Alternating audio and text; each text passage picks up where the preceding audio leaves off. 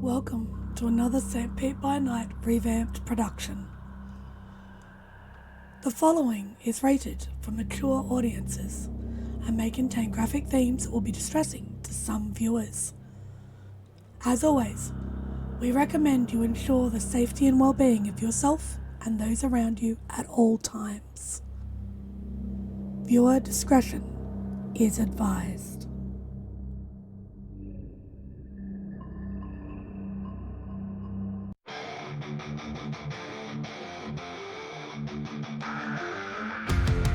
In the heart of night, we rise from shadows,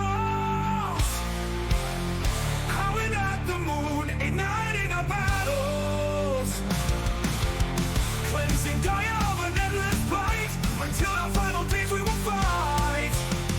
Thanks, man, we stand united as one.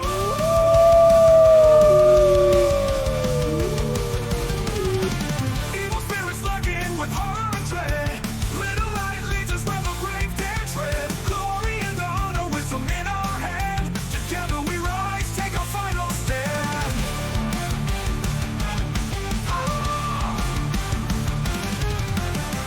Everywhere we run, the wind is at our back. All the warring forces we will track. From the depths of the ocean to the clouds in the sky, vampires tremble as we learn to fight. Rage across Tampa, in this fight we'll stay. Evil spirits lurking with horror and dread. Little light leads us where the brave dare tread. Glory and honor, wisdom in our hand. Together we rise, take our final stand.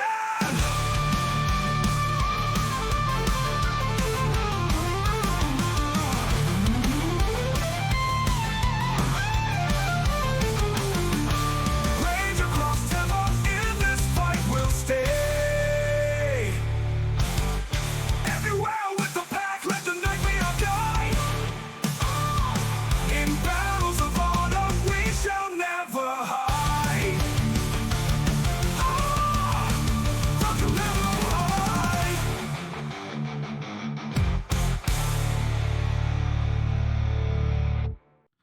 Good evening and welcome to the St. Pete by Night Entertainment Network. St. Petersburg by Night is a World of Darkness role-playing community broadcasting from St. Petersburg, Florida. My name is Kent, also known as Michikent on all social media, and I will be your storyteller tonight.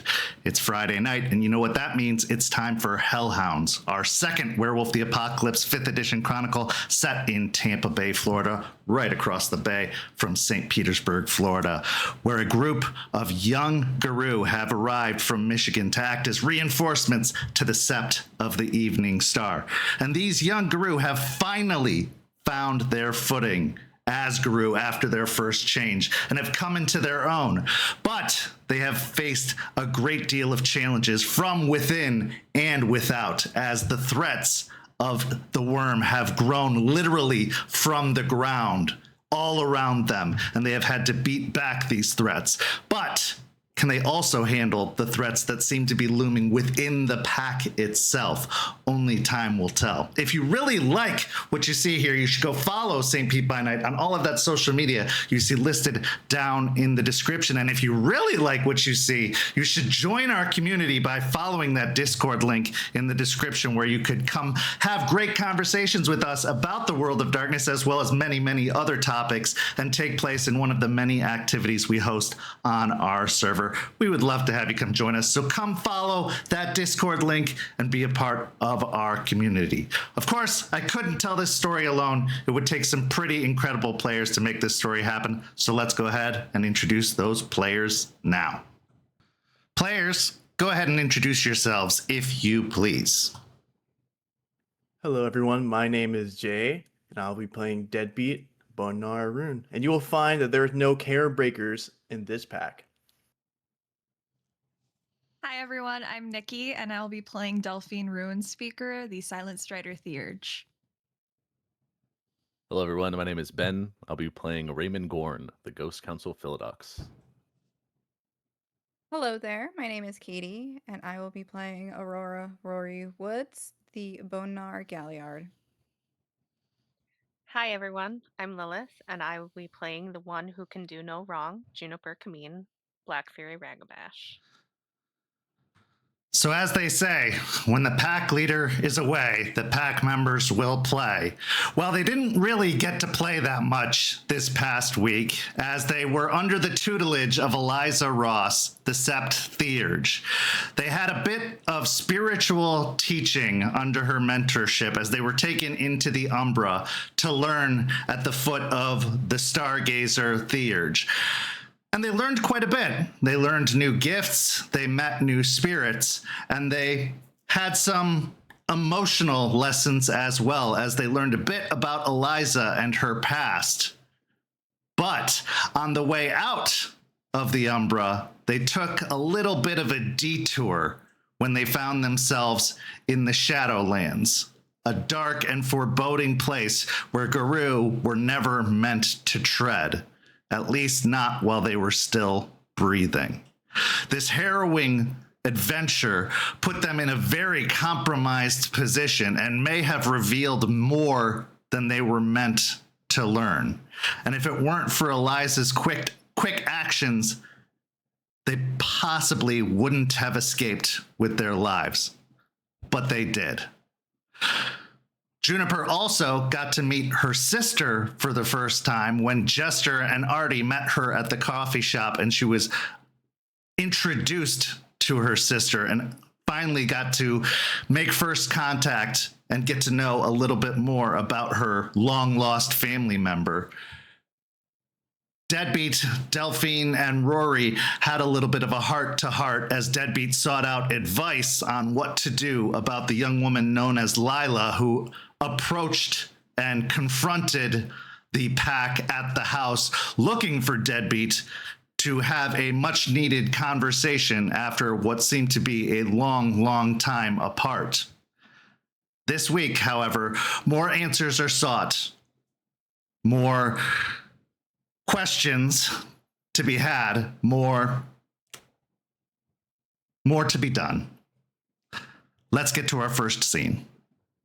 Juniper, for the past few weeks, you've had a craving that you haven't quite been able to sate. Every time you've tried to eat, that food seems to turn to ash in your mouth. You can't take care of the hunger that roils in your belly. You know that there's only one thing that will do the job. Something that you've tried to resist, but that urge won't sate. It won't stop. Now, you've had this urge in the past, and to be honest, you've taken care of it. You haven't stopped yourself. But with all of this redeeming that everyone's been doing lately, including yourself, you've resisted. You've tried to find a better path. But you can only do so much. And now, with the fact that you haven't been eating lately, something has to be done. If you're going to continue to be of any use to the pack, if you're going to continue to do good, you need sustenance. So, after doing some research, especially into high-quality builders, you've found a list of employees. And anybody who associates with high-quality builders associates with Pentex. And anyone who associates with Pentex has to be evil, right? At least that's enough of a justification for you. So, in the dead of night, you sneak off to a neighborhood. It's not a particularly nice neighborhood. In fact, it's in the outskirts of one of the more run-down neighborhoods outside of downtown Tampa. The houses here are maintained, but not well maintained. In fact, you would wonder why anybody who works in construction would live in houses like this, especially since they're known for building subdivisions. But it's high quality builders. You know that they're anything but high quality, so it probably makes sense in the long run. You find yourself standing across the street from a small one-story townhome made of brick and vinyl siding. It's about 2 a.m. It's dark. The lights are off inside. The houses here are fairly close together, not giving you a lot of space to maneuver and definitely not wanting to make a ton of noise when you get inside. But this is the address of a William Hanson, who seems to be a foreman of high-quality builders who worked on one of the sites nearby, the apartment complex, in fact, that you'd heard so much and scouted out with Ray just a couple of weeks ago. What's going through your mind as you stand across the street from this one-story home?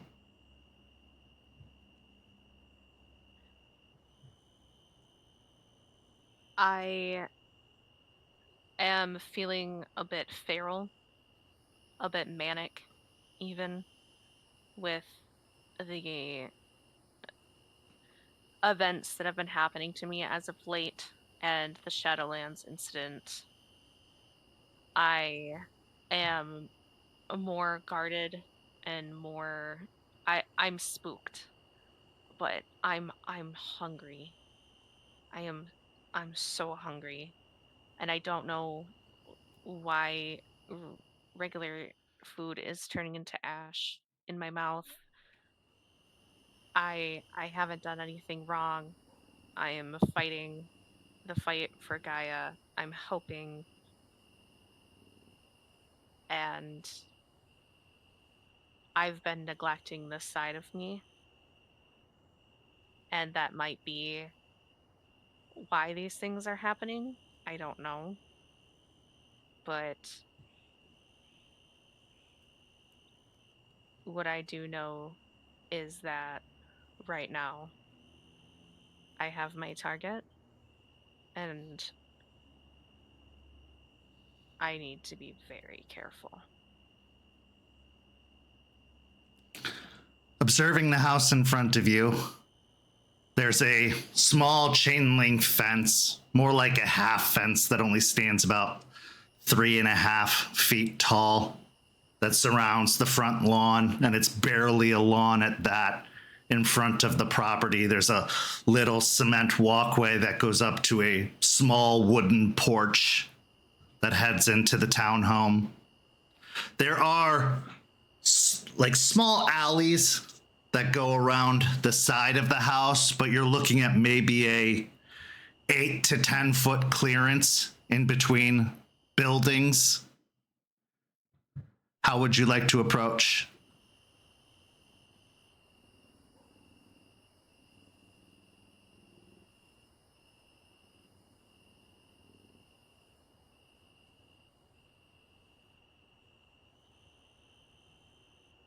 Do there seem to be any cameras? Absolutely not. Not in this neighborhood. Okay. Well, the first thing I would like to do is, are there any like wooded areas nearby, or like some bushes or anything that I'd be able to like crouch down into and like stash my clothes? I'll say that there is some foliage and shrubbery, but you're not looking at any wooded areas. This is a very, very urban environment, so there's no woods nearby. Like, we are in the depths of the downtown area, very, very suburban area. Okay. I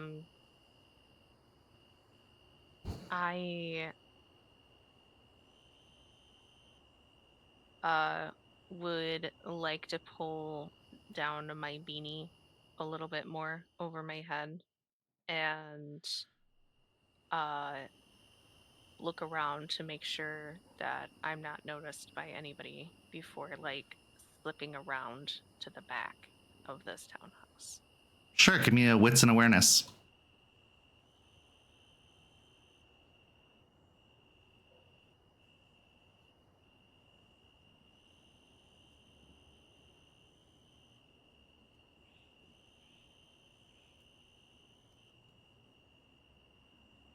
4 successes. As you take in your surroundings, it doesn't appear that there is any activity going on around you. It's a very, very quiet neighborhood at this time of night. Anyone that would be up and moving is well settled into their homes or they're off at work at this point. There are a couple of lights on, but they're at houses further down the block. Doesn't seem like anyone will notice you. Now, one thing that you do pick up is that some of the houses have bars on their windows, and if there were any cameras, they would likely be ring cams, but the house that you are approaching doesn't appear to have a ring cam, and none of the nearby houses adjacent to that house appear to have ring cams. So you think that you're pretty covered at this point and that there's nobody that's going to have any eyes on you.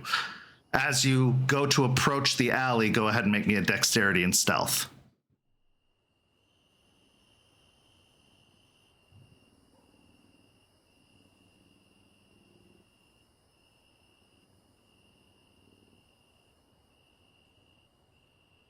Three successes. Okay, sliding down the alley, shadows covering your approach. You maneuver alongside of the building and around to the back. Around behind, you find that there's a work truck parked in front of a small garage out back of the townhouse. There's also a small fenced-in backyard that leads into the back of the townhome.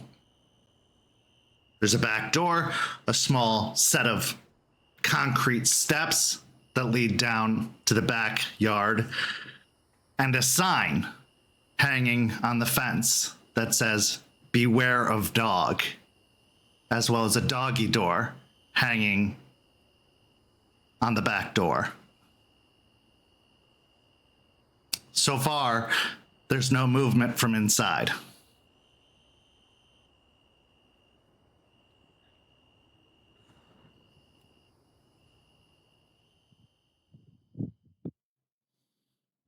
Of course, there's a dog.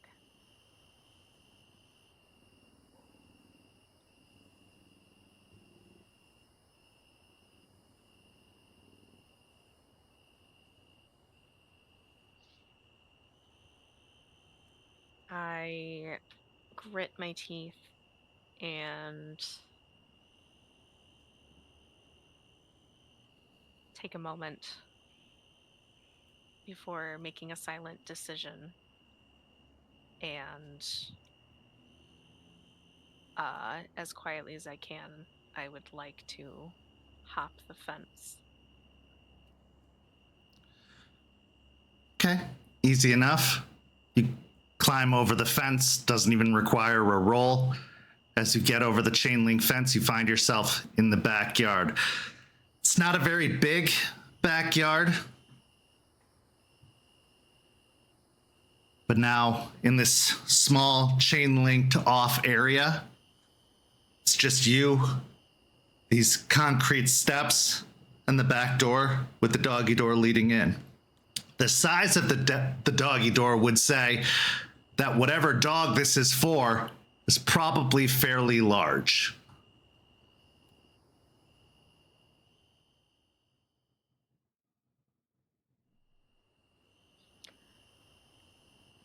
So if I switched into lupus form, would I be able to get through the doggy door? Absolutely.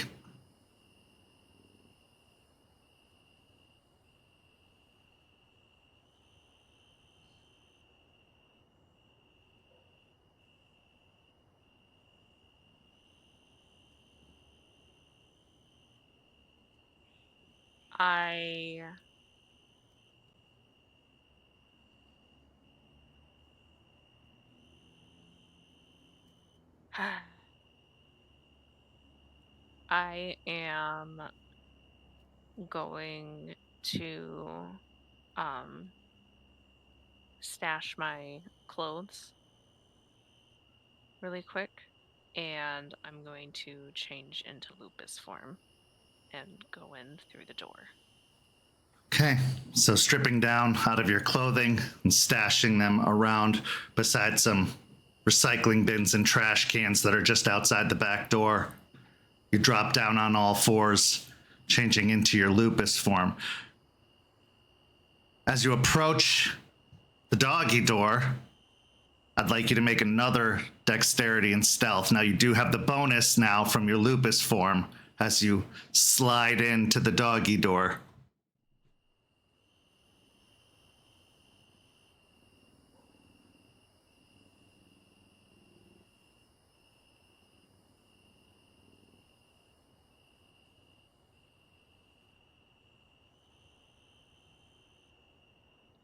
That one is going to be 6 with a crit. Okay. Nosing your way through the flaps that make up the doggy door, you're able to press it open slowly.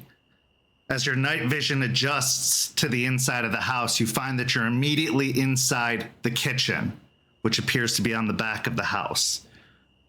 Almost immediately, you catch wind of what's inside the house. The dog. A pit bull appears to be inside, asleep, between the kitchen and the living room, lounged out on the floor. This dog is maybe about 90 pounds, and it's sprawled out on the floor, currently sleeping, snoring away on the ground.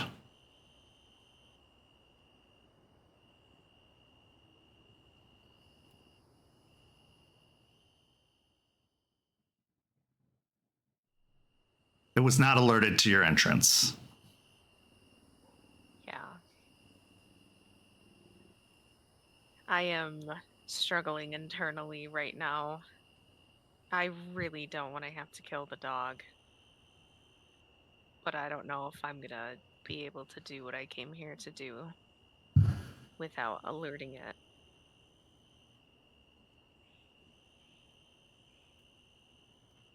Roll me a composure and resolve.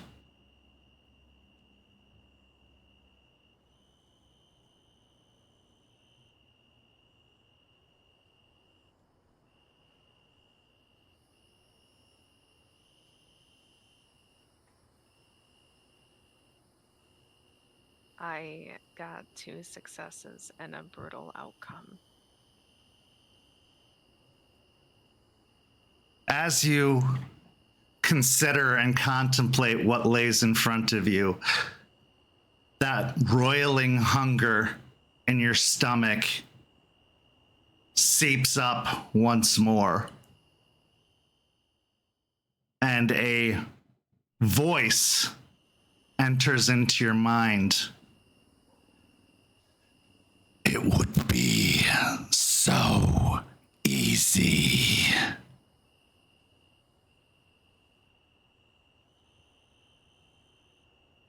Just do it.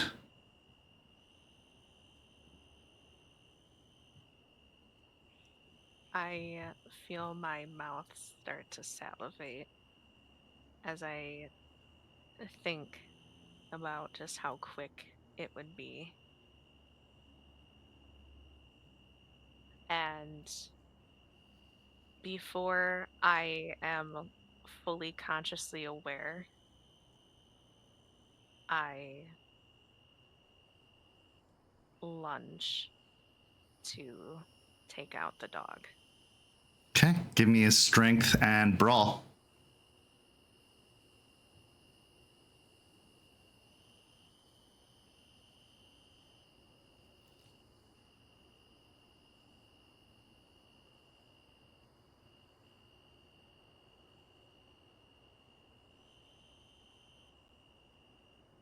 That is 3 successes and a brutal outcome.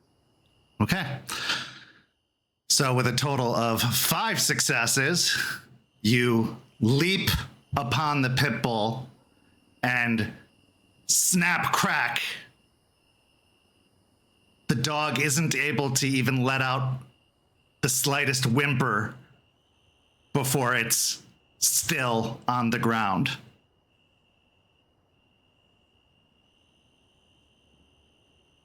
as you're poised over it on the ground, that warm, sticky, wet sensation in your mouth. You feel the hunger continue to rise in your stomach. This was only a taste, and barely that.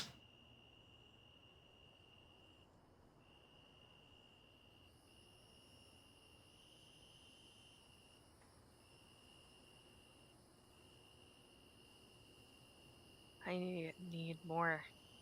I need more. I look down.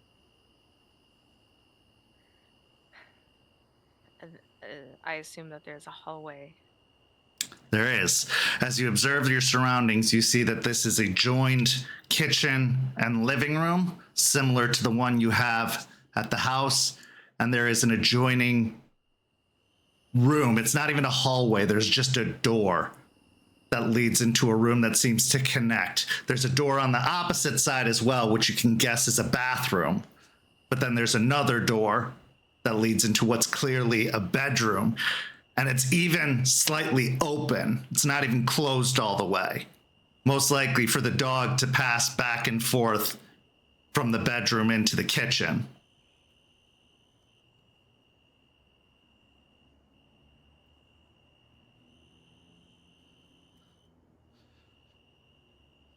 As I stare at that door and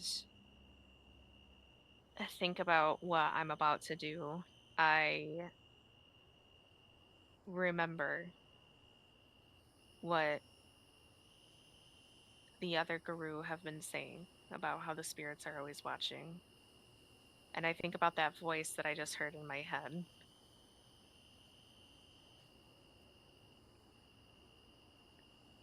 And I stop for a moment, and I'd like to activate penumbral senses. Okay. Go ahead and spend the cost and make the roll.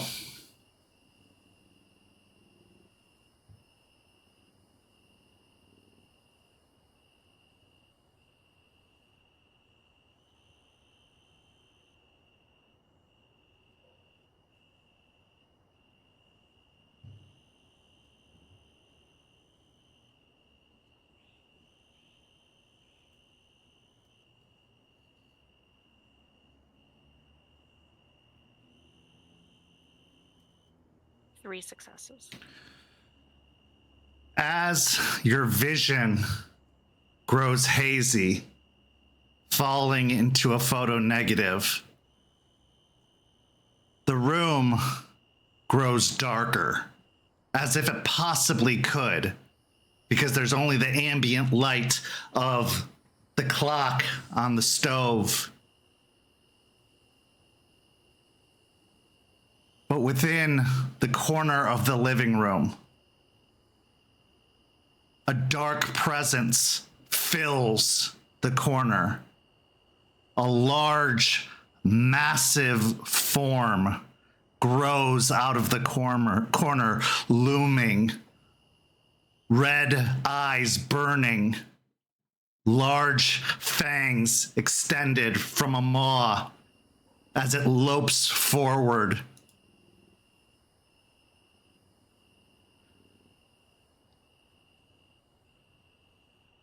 Fenris, the massive black wolf, stares burning eyes in your direction.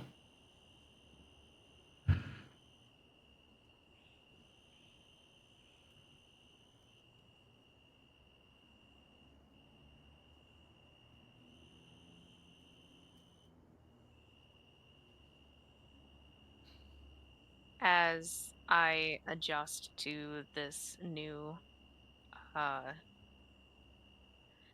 sight, and as Fenris fucking appears in the corner, my hackles immediately raise, and I kind of go into like an aggressive stance and bare my teeth. But I'm very careful not to start growling because I do not want to wake this person up. You have nothing to fear from me, girl. I am the spirit of the hunt. I am here to aid you.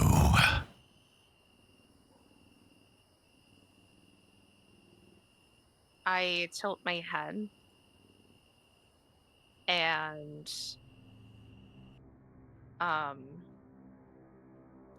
I stop baring my fangs.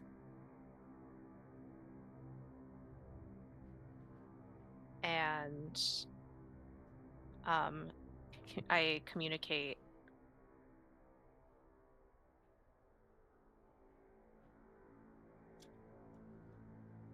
Are you going to tell on me?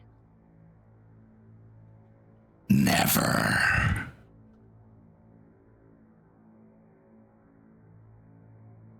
Why would I tell about something that is only natural? Besides, they are the enemy.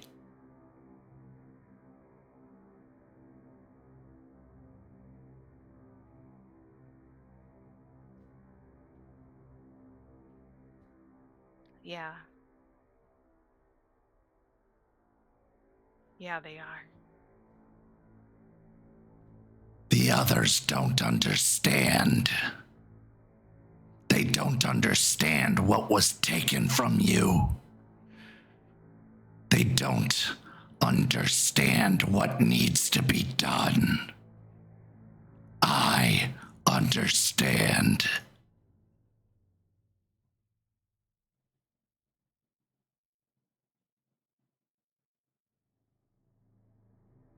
They all warned me against you. Against the Black Wolf.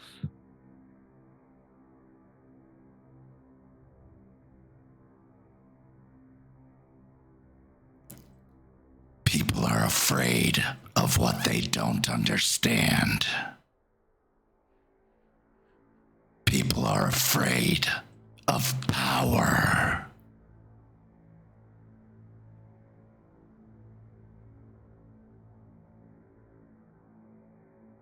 Sheep run from wolves.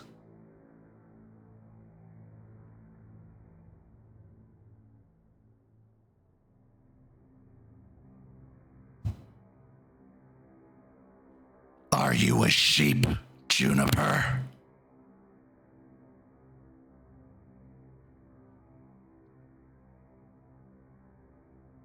I shake my head. No. I've never been a sheep. Then do what you came here to do, and prove it.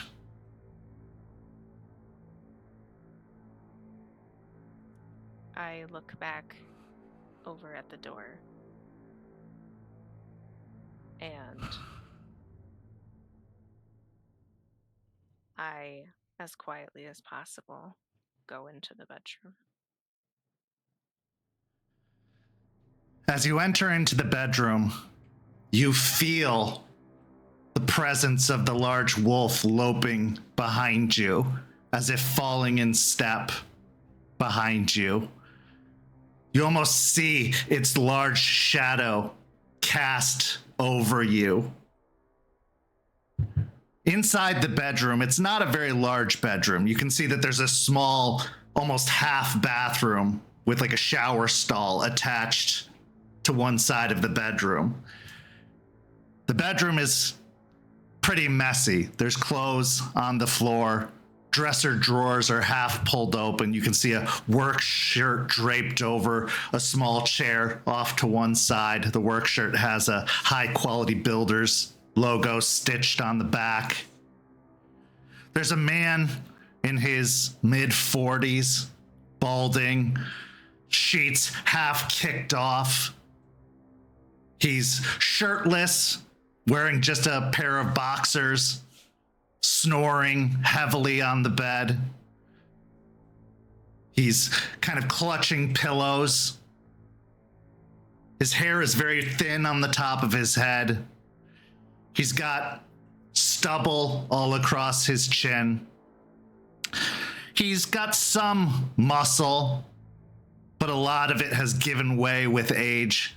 He probably can work well in construction. You can see his skin is weathered from being in the sun quite a while, but you can tell he's given way to a lot of office work and being an advisor and less a hands-on type. His hands are very weathered from having worked on construction sites most of his life, but he's definitely gotten into a management position these days.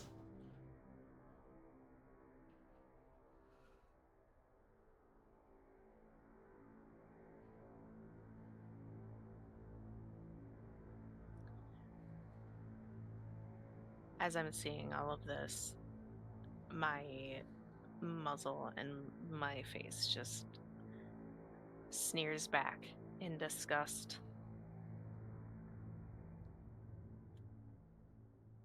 This man,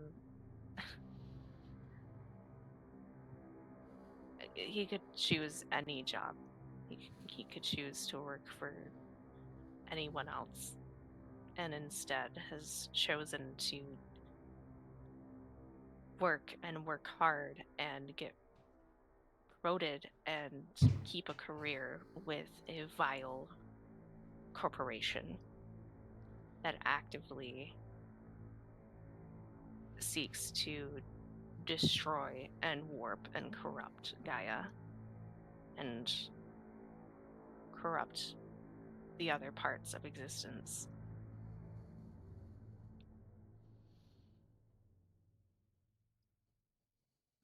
I can't let him live.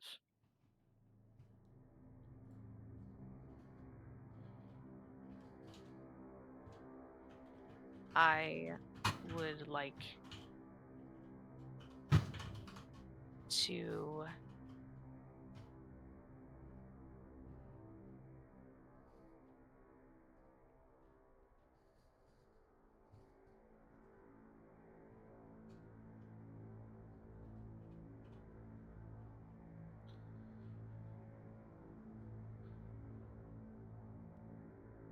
As you're... Okay. Go ahead.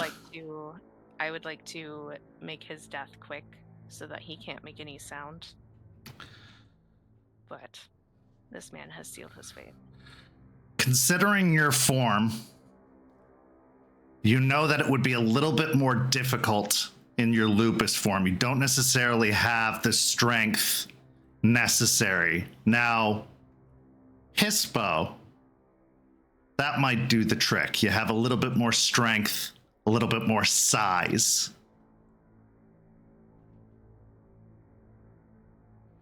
The other dog, that was easier in lupus form, but this is a full-grown man. And even in trying, he could probably fight back, wrestle you off.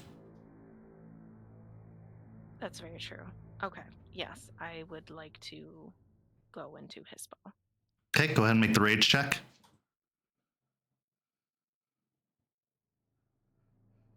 I did not pass. Okay. So you lose a rage, but you do still change forms.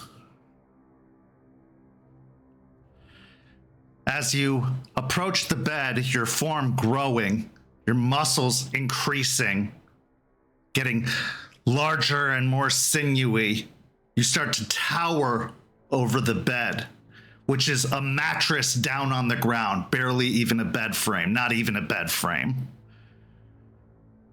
As you stalk upon the bed, you see, with your penumbral senses active, the large black wolf move around the other side of the bed.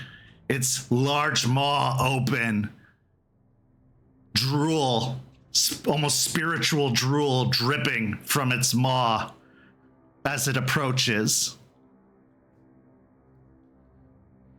It stares at you, those red eyes burning, as it lowers its head down with you to keep that eye contact as you approach the throat of the man.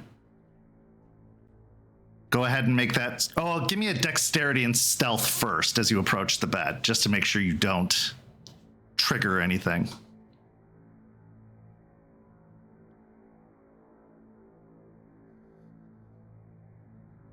Now you would be at a -2 with the larger form. Yep. I rolled 2 successes. That is still enough. He is asleep. Okay, now give me the strength and brawl. Now you do get additional dice with the strength.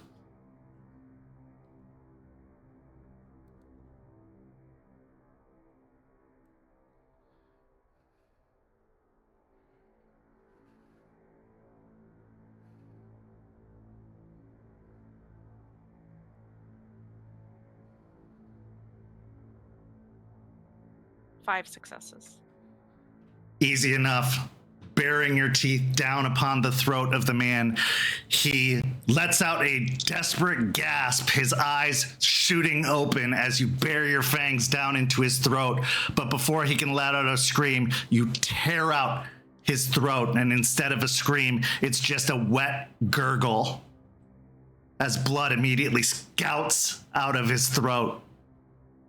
And he just starts convulsing before dropping and shaking and stopping on the bed, blood coating the sheets. The wolf across from you just chortles.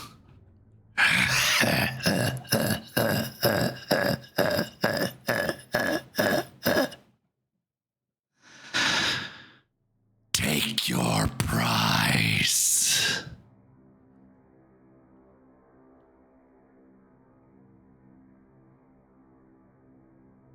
I look down at my kill.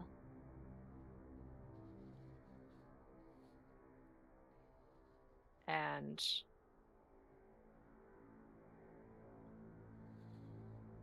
give out a weird chuckling yap.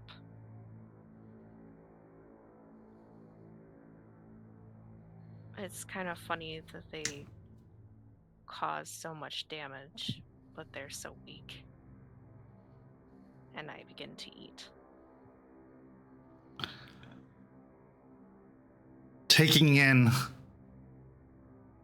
each bite, each mouthful. This doesn't taste like ash. This tastes so good. This tastes so fulfilling. This is what you've been waiting for. Why would you deprive yourself of this? Why would you ever eat anything else? This is all there is. This is all there should be. This is what you're meant to have. This is what's natural. You are a predator. This is your prey. It's warm. It's succulent. It's rich. As you feast, gorging yourself, eating as much as you possibly can,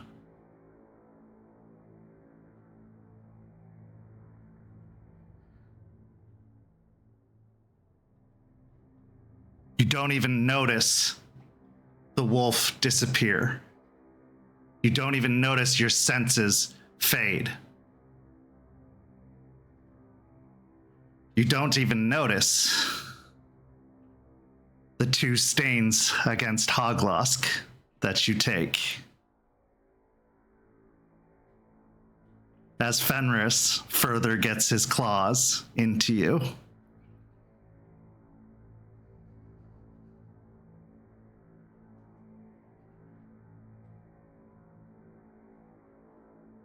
How much do you eat? A lot. As much as I possibly can. Because I don't know what my next meal is going to be. And I am lost in a frenzy right now. Okay. Once you have finished your meal, eating all that you can, you head out to the living room. The bedroom is a bloody mess. All that's left behind is broken bones, torn fabric.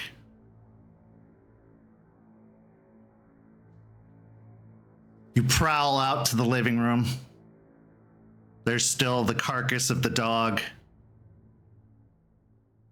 Do you eat that as well, or do you leave that behind?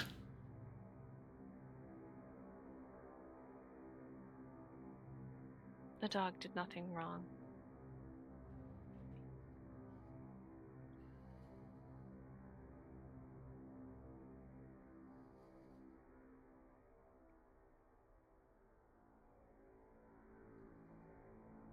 But I am still hungry. Okay. So consuming that body as well, leaving nothing but bones behind, as well as blood on the ground, finishing yet another meal. Now, your belly stuffed full as it possibly can, with nothing else to eat. You move towards the back door. You're far too large in this current form to squeeze out through the doggy door.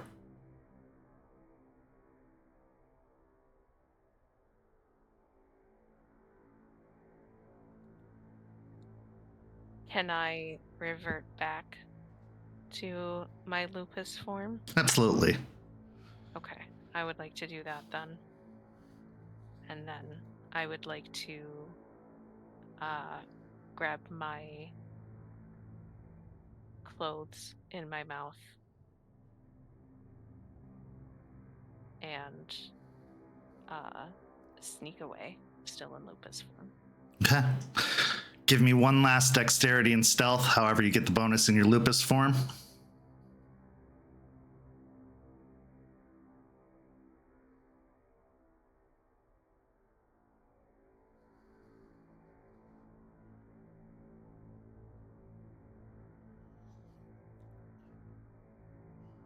Seven successes with a crit. As you slope off, leaving the neighborhood, there will be no signs, and no one will have seen your approach or your departure. But it's hard to hide the fact of what happened here. And a man going missing from a pretty well-known construction company will eventually be found out. And when people go looking, or at least the smell gets found out, news outlets will find out about a wild animal attack and the gruesome remains that were found in a home in a neighborhood. But that's several days from now.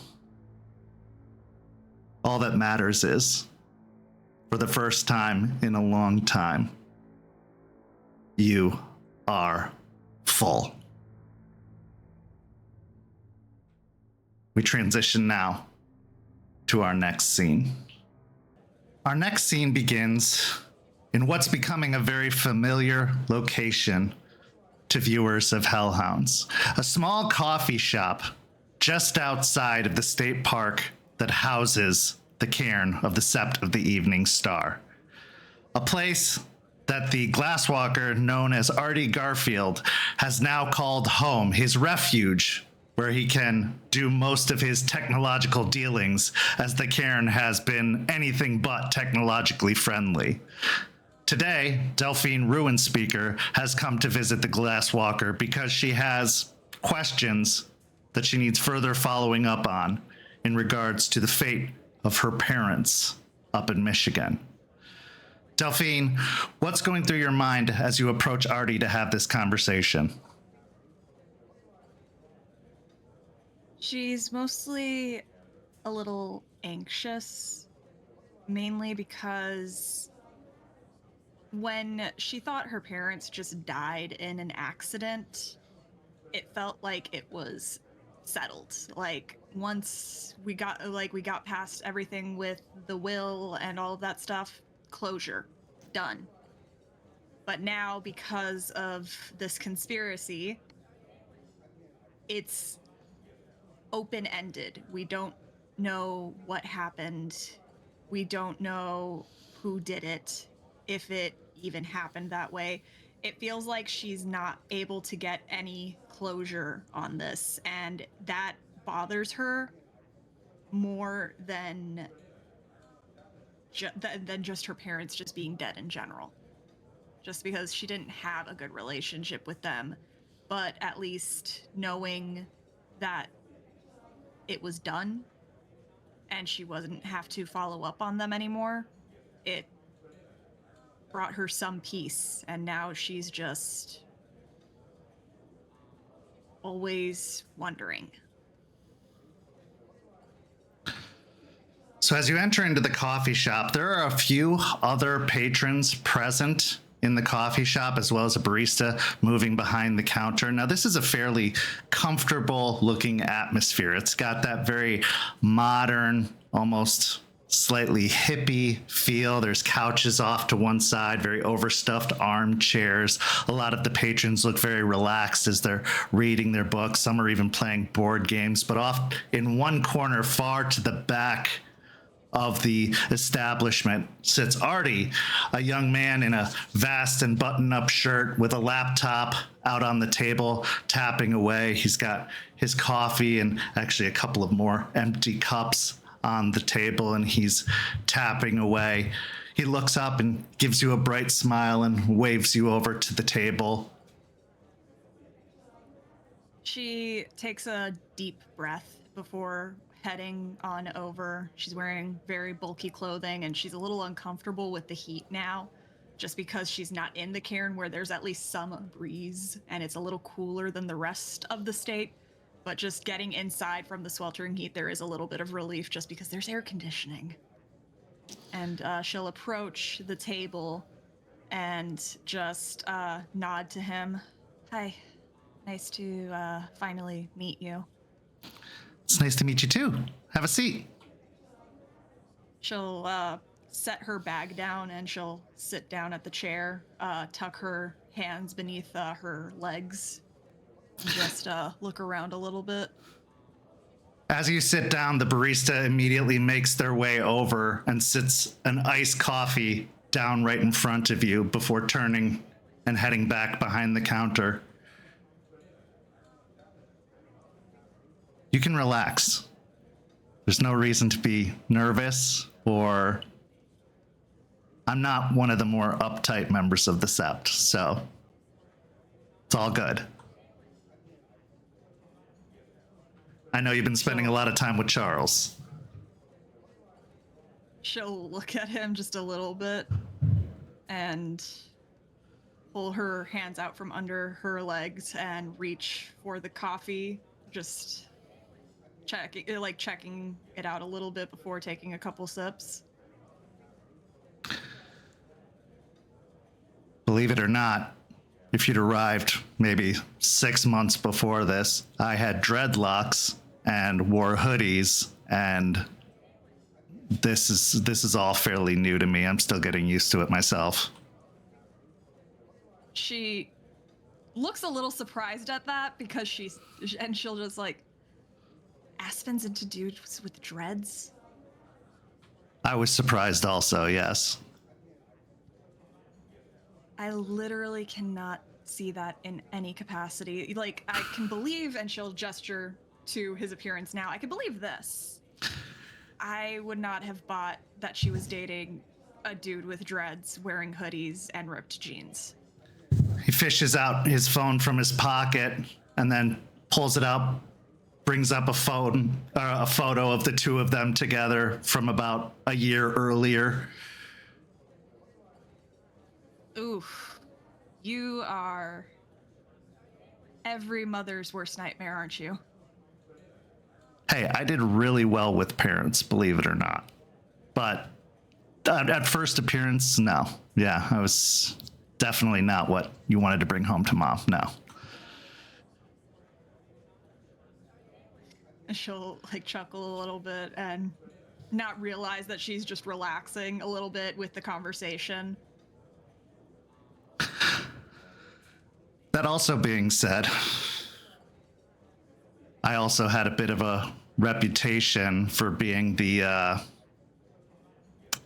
bad influence, if you know what I mean. That he brings up his fingers to his lips in a toking motion. Oh, you'd get along really well with Deadbeat and Rory. Okay, let's not go too far. I've heard things, okay? They're not that bad. I know. I tease. Anyway, I just want you to know you don't ever have to worry about talking to me. You don't have to worry about approaching me. If you ever feel like you ever need to talk to anybody, I'm here for you. I want you guys, especially the new guys, to feel like I'm the guy you can go to. I know the others can seem really intimidating. They can seem a lot, but I'm here for you. I get it. I was on my own. I had to learn this whole Garou thing by myself for over a decade. So I've been where you've been. I heard about how you weren't trained very well, how you guys came from pretty rough situation. So I get it. That's all I'm saying. Probably more than the others do. Yeah, it's not fun being in a sept where you're being gaslit into thinking, into be like being gaslit constantly and told that you're worm tainted and that you're a liar. Yeah, I can only imagine.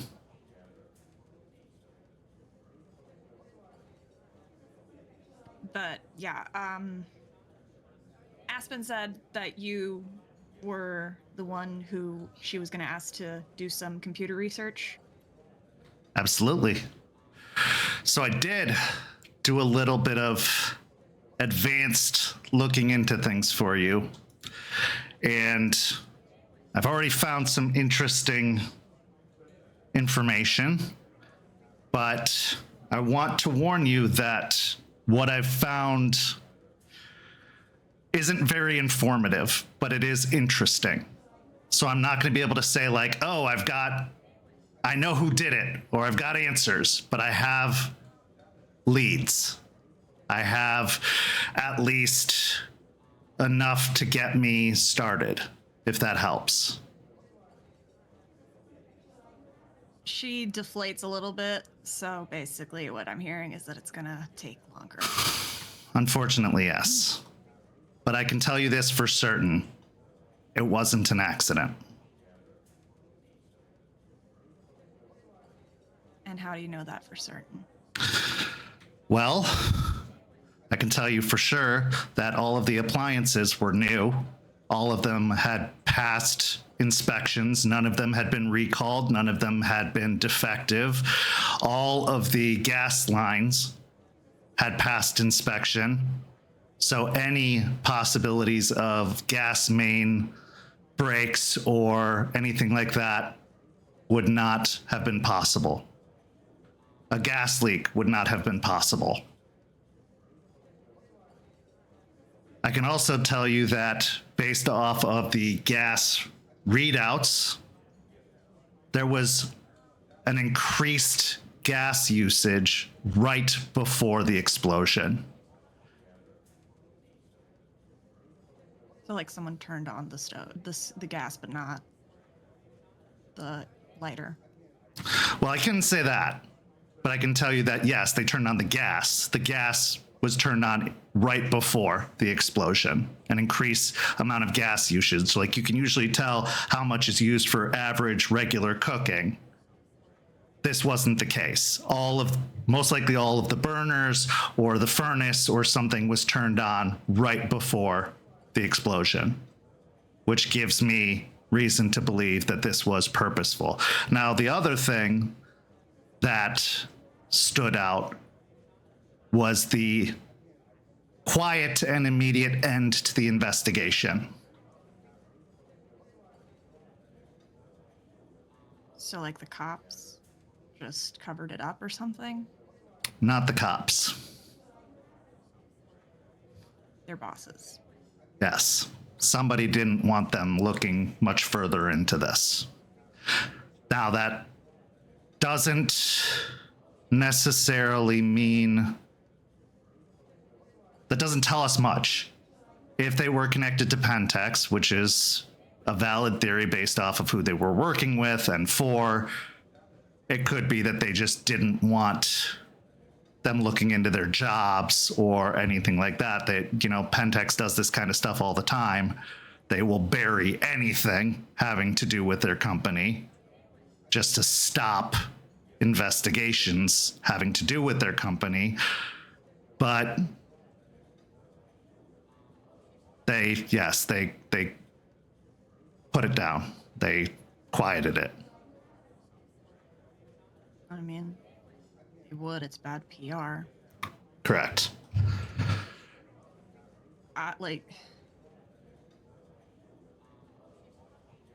And she kind of just puts her elbows on the table and kind of just rakes her fingers through her hair, just with both hands, just casting her head down a little bit in just sheer frustration. They were middle management at best. I don't understand who would hate them enough to do something like this. Well, do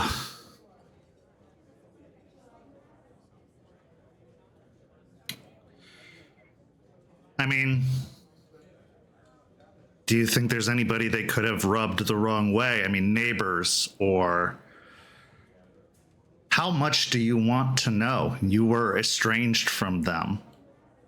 How far do you want to follow this?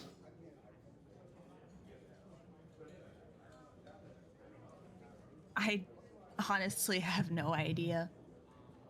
I was estranged from them, but I don't know. Like, I feel like I owe it to them because they were literally the only family I had, even though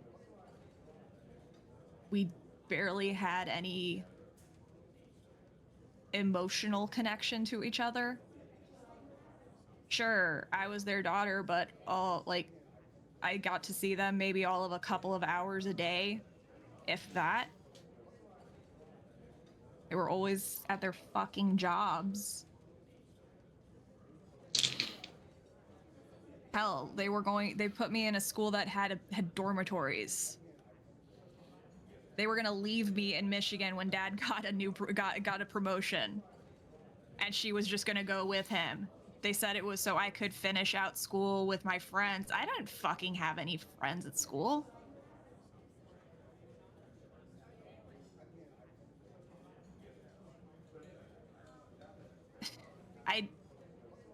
I don't know, dude. What?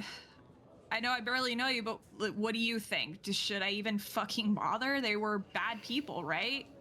They worked for Pentex, and everything I'm hearing about Pentex is that they're fucking monsters. Let me tell you this. Monsters. There's no such thing as ethical consumerism. We can try all we want. This computer I'm using isn't ethical. Hell, as much as I'd like to believe shopping at this coffee house, as ethical as they want to claim to be, isn't ethical. Whether it's the coffee stirrers or the cups or the lids. There's something about it that isn't ethical. That's pollution, or we try the best we can. But at the end of the day, they might not have known what they were working for.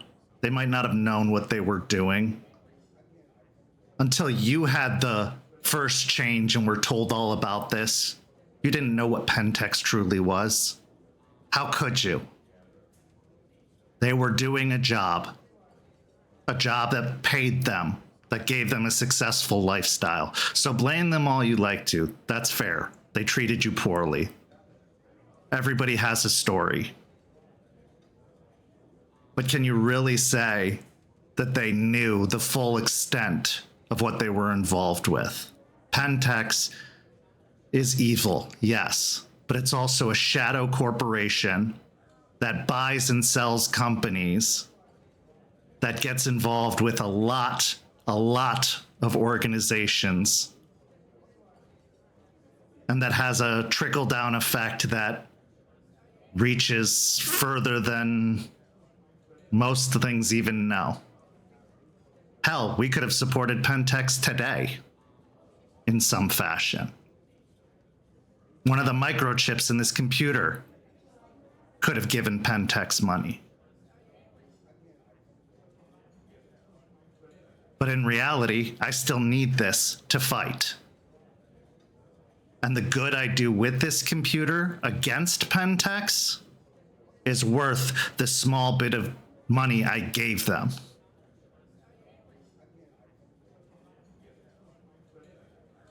You have to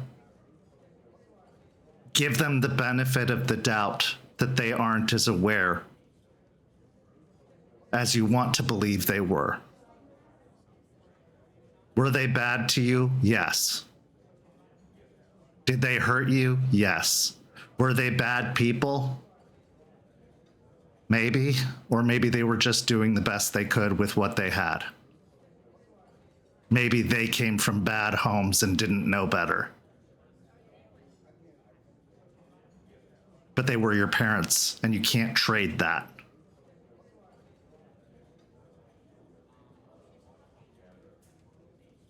Now, I can't tell you one way or another whether you should chase this down. You don't have to. If you've closed that chapter, if you're resolved, if you have closure on that part of your life, that's good. That's fine. That's okay. That's perfectly healthy. But if there's even some small part of you that's always going to wonder, that's not going to go away. I can tell you that from experience. Let me relate to you with a personal story. My dad left when I was really young.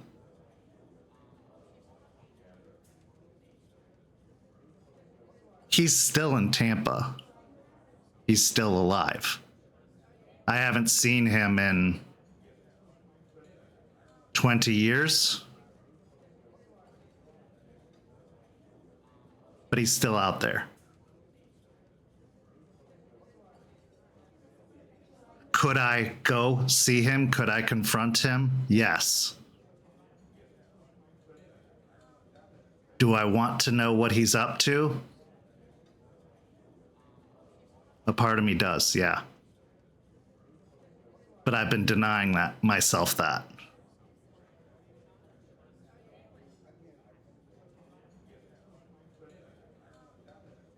She kind of raises the heel of her palm to her eye and just quickly swipes at it.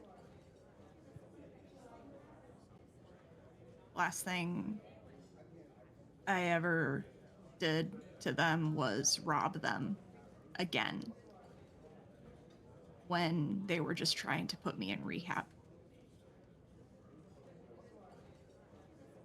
Last I saw of my mom was her crying that I was killing myself. Last I saw of my dad was him saying that I was throwing away my future.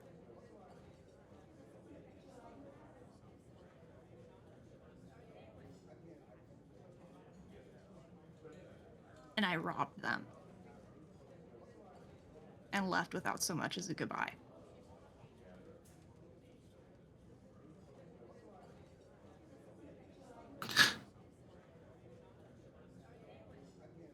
Well, that, unfortunately, is never going to change.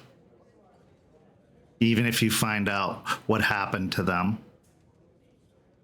that you're going to have to come to terms with. The last I saw of my little brother was him looking at me in fear because I experienced my first change.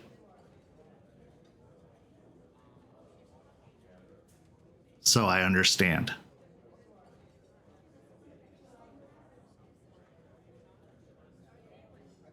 But if you think about everything else, every family trip, every other moment, your life wasn't just your last memory. Your relationship wasn't just your last memory. It was every memory. If you focus on the last one and let that define the legacy of the relationship, then that story, that's what's really tainted.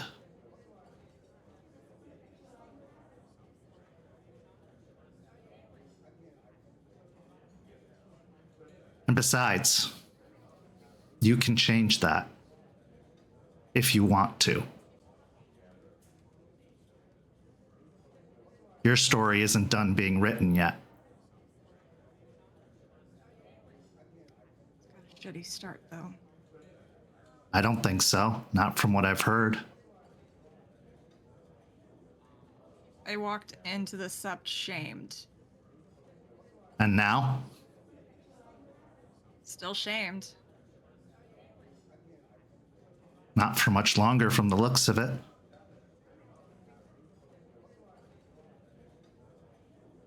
So do the rest of you guys know, and just not just the my pack doesn't know that with the terms? We talk. But it's only because we want to see you succeed and we want to help you. We can't help you if we don't know what's going on.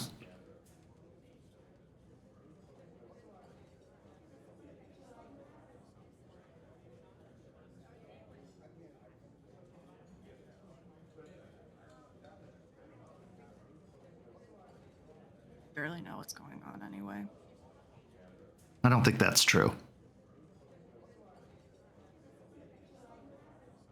I think you're afraid of what's going on.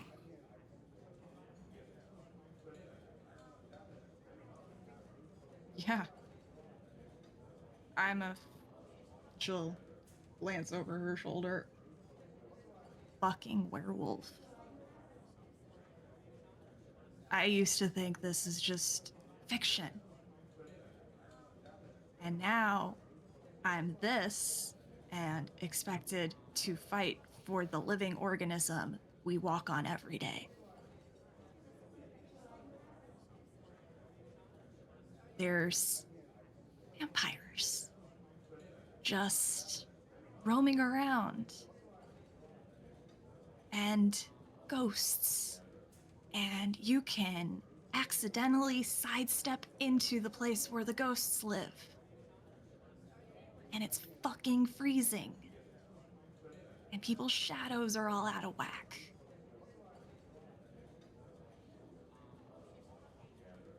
Then you get called worm tainted because you're friends with a leech who sells you drugs. Everything about what's going on is fucking insane and would probably get me put in a mental hospital if I even said anything about it. Won't, but it's fucking crazy. Delphine, you're focusing on all of the negatives again. You're focusing on the last thing. Just like with your parents. What else? What are all the other things that you're ignoring? You can talk to spirits. You're talented with crocheting. You are more than just one thing. You are more than just your mistakes. You have so much to celebrate, but you are focusing on all of the things that are bad, or that you think are bad, that you've been told are bad. What else? There's other things. You sound like Owl.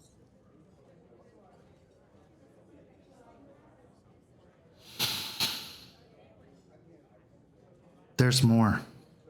There's always more.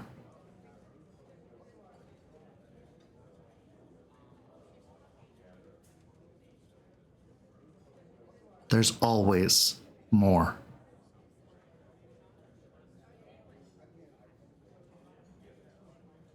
And I'll take that as a compliment. I spent a lot of time sounding like a fly trapped in a web, which is why I had to leave. Until I discovered my spider and started connecting all the webs again. You need to maybe start sounding like Owl again, because that's why they picked you, and you picked them.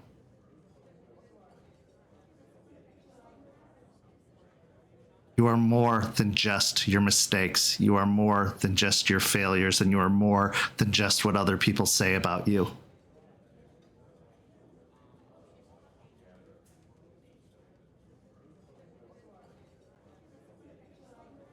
Are you like a therapist or something? You talk like one. Recently? Yes, but that's not why I'm talking like this. I'm talking like this because I care. I'm talking like this because you're part of my Sept. And even if you weren't, I'm talking like this because you're a person on this planet who wants to be good, who wants to do good, who doesn't want to hurt others. A person who's hurting, a person who needs a helping hand.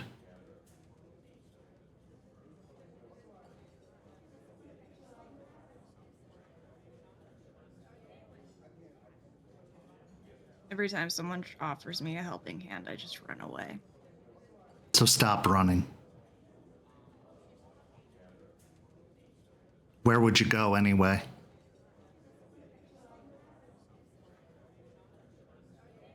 Silent Striders are nomadic, aren't they?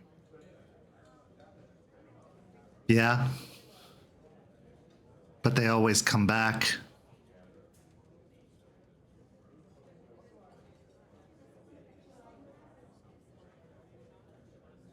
They aren't running, Delphine. They're traveling.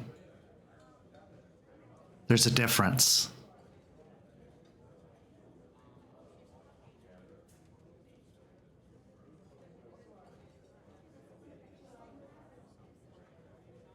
Still nod.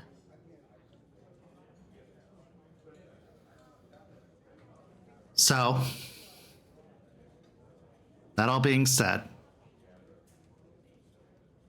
I come back to the original question. How far do you want to follow this?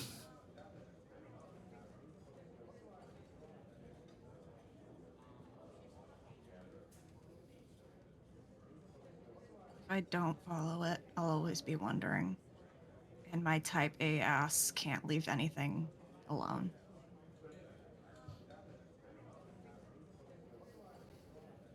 So you want to know.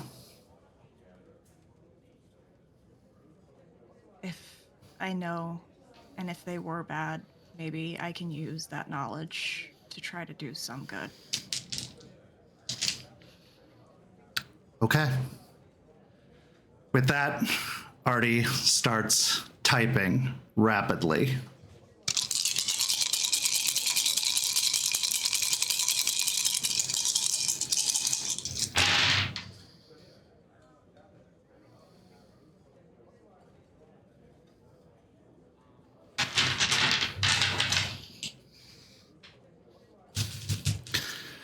As he does, several windows start popping up on his computer, including traffic cams, including ring cams, including everything from the surrounding neighborhood and intersections all around the area from the night of their death.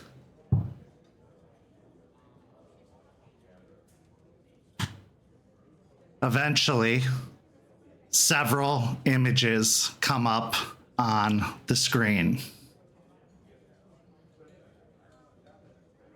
From several different angles, several images of Juniper appear on the screen.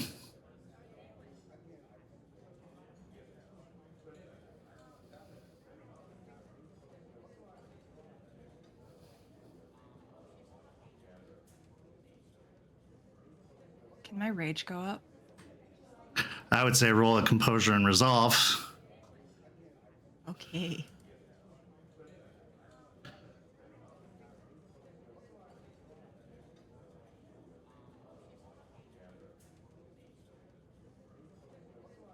Spend a willpower.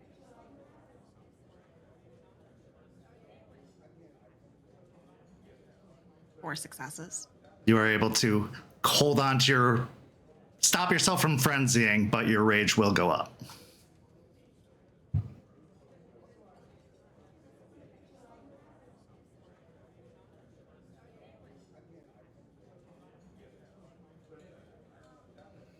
Stone cold expression on her face, and her eyes are usually a nice warm green, but they've gone almost icy as she stares at the screen. She'll watch the footage and think back to every instance that she's ever mentioned her parents to Juniper, how they died, and Juniper lying directly to her, knowing full well what she did.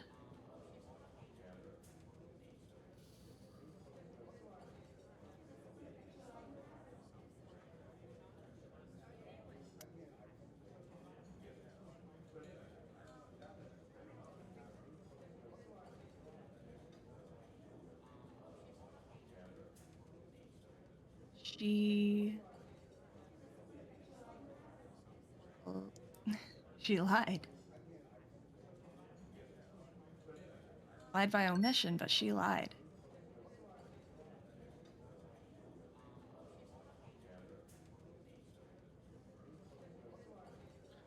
Did you know? Me? No. Yeah. This is the first time seeing this as well.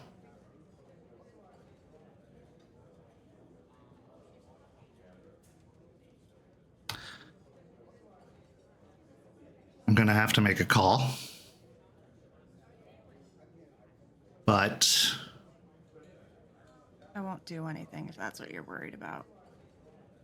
oh no, I think you should do something. However, I want you to consider something. What's that?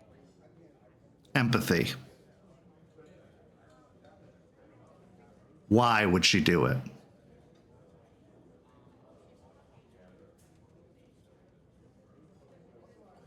Just consider it. I don't think she would do it needlessly. Was it wrong? Yes.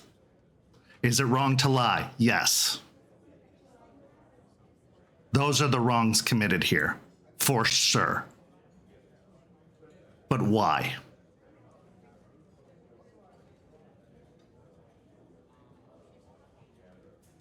Is this something that needs to be addressed? Certainly.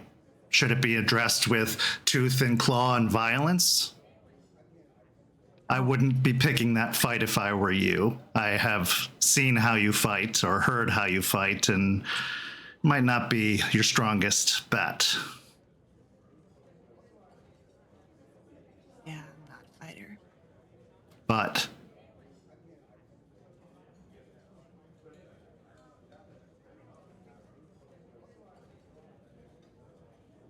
why?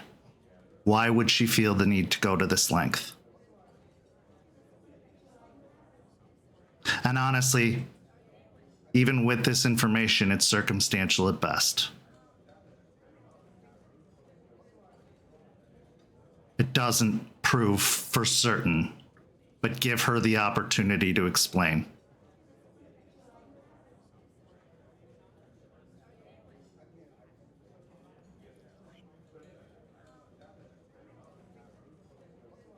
She'll look away from the computer, force herself to not look at it anymore because she just keeps getting angry the more she looks at it. He closes the laptop. And she'll reach into her bag and pull out her own laptop and just open it to the screen she had with the news article of Jake Fletcher Jr. So you're clearly good at finding people. Think you can help me find him? He furrows his brow a little bit, looking over at the article. I'll see what I can do.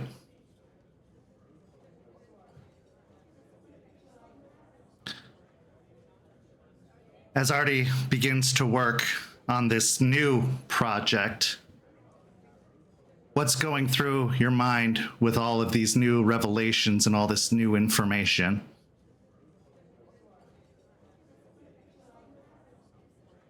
For the first time since her change,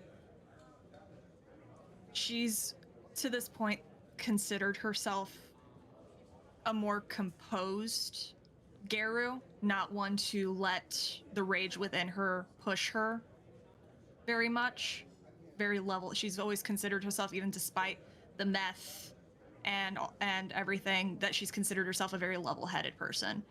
This is the first time, other than the instance with her brutal outcome a couple weeks back, this is the first time that she's felt how red hot the wolf part of her is.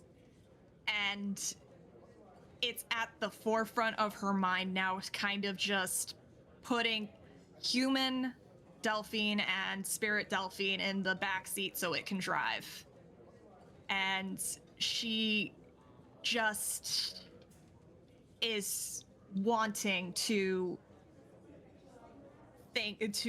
take heed of Artie's suggestion of empathy and even Eliza's lesson of empathy when it comes to her pack mate, and give Juniper the benefit of the doubt, but small part of her, the part of her that craves closure, can't help, closure specifically with her parents, can't help but be fixated on the fact that she feels that Juniper has stolen any closure she can get with her parents while they were alive from her. And with that, we transition to our next scene. While the Umbra brought many revelations and granted many gifts, the Shadowlands brought many horrors and instilled a great deal of fear. We all deal with fear in our own way. Some of us go back to old habits. Others revert to comforts and hide within ourselves. In this case, we have two examples of that. Rory went out on the town, going back to old habits of shoplifting and pickpocketing. Deadbeat retreated back within himself, spending most of his time at home, playing on his new PS5 and just sheltering in place. So as our scene begins, Rory arrives home with a bundle of snacks from her ill-gotten ways and some cash in her pocket that she didn't quite earn through legitimate means. Deadbeat, however, is in the middle of a long, long rally of Call of Duty. The scene is yours. So Rory's. Oh, you can go. As I imagine come into me cursing at the PS5 as I have died, and you just see me immediately click off Call of Duty and just close the app, kind of grumbling to myself as I sit there pissed off that I just died to some noob tuber. Yeah, Rory would come in tonight. She's wearing a pair of shorts and reverted back to her oversized hoodie and beanie. Would have heard you cursing and would have pulled out an earbud. Didn't expect anyone to be up still, and then would start emptying her pockets of whatever snacks she stole and just laying them out on the table. And I look a little surprised seeing you come in later, this late as oh shit, hey, yeah, I didn't expect you to be out this late. I was just playing some COD, playing God of War earlier, but shit. I heard that was supposed to be really cool, but then I get on it and apparently it's this whole game about family and shit, and I thought it was about killing gods or whatever. Now I'm just but what'd you get? How'd you get all this shit anyway? Hold on. You got some Funyuns? She'll look through a couple of the bags and then toss him a bag of Funyuns. Hey, sweet. Yeah, thanks, man. Hey, you wanna I'll actually scoot over on the couch to make some room. Like, hey, you wanna sit down? She'll kind of look at him a little cautiously when he offers for her to sit down. Suppose. And she'll grab just a bag of regular chips and go kind of join him, just kind of plop on the sofa unceremoniously. And look for a couple moments, kind of thinking about where to say something. Then kind of open my Funyuns. I just say, yeah, I know it's none of my business or nothing, but you you know that whole thing that happened, with the whole crazy Delphine ritual bullshit. You holding up all right, man? You kind of been a little weird lately. I don't know. Didn't seem like you took that trip very well.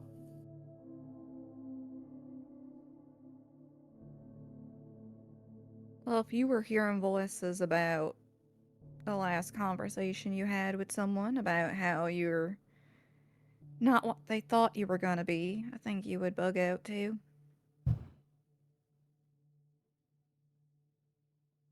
Yeah, fair enough, I guess. Though, to be fair,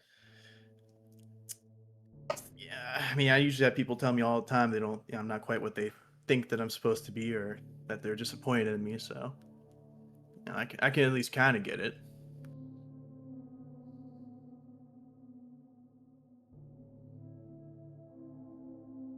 You kind of explained that a little bit with your nickname. What am I gonna call you anyway? Because I ain't calling you Deadbeat.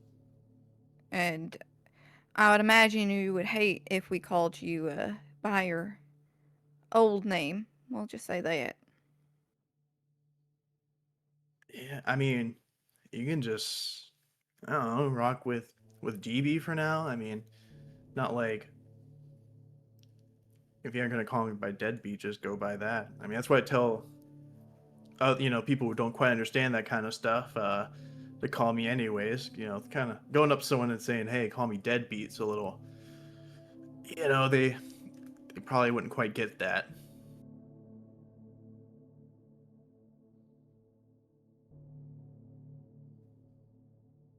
I'll Not think like I can really something. change it. You could. Can you? I mean, I thought the whole kind of point is like that you're given that, and that's kind of what you have to go spy. I mean, if imagine Delphine doesn't probably want to go by Rune Speaker. I mean, it probably sucks. No, but didn't she tell you at the fire that she chose Delphine? Why can't you choose one? Well, she chose Delphine first, and then she got the Rune Speaker after, and that's kind of stuck. I mean, also, what Aspen got that like Oathbreaker, Dealbreaker, whatever thing.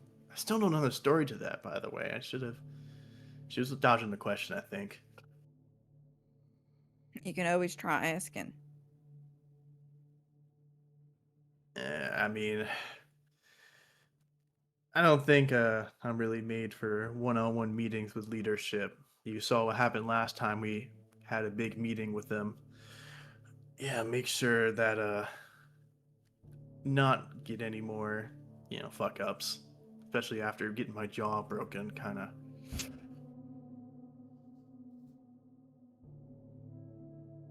Yeah, probably not the smartest. We need to work on that.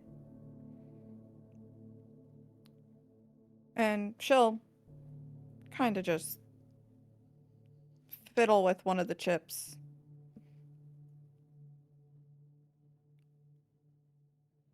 You mentioned, and if you don't want to talk about it, you most certainly can tell me to fuck right off.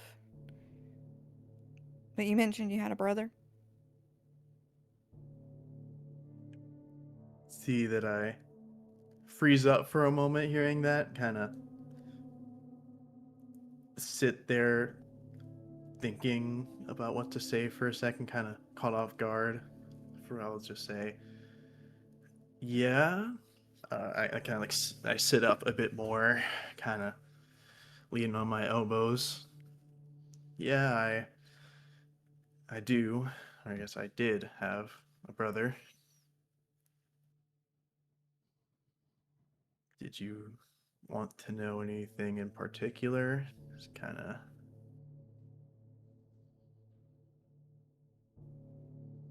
I'm guessing you two were close. When complicated, but we were young. We were pretty close with, especially my older sister. Kind of. I grew up with parents that were working all the time. They didn't quite have the college dream all planned out, so they did, a bunch of labor work. They were constantly working 24/7, and too tired to really do too much parenting. So we had to kind of watch after ourselves, and sister really did most of the parenting.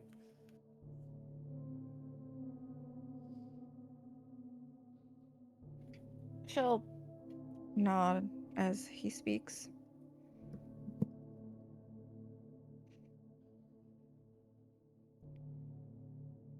And kind of question herself if she should ask any more based on his body language.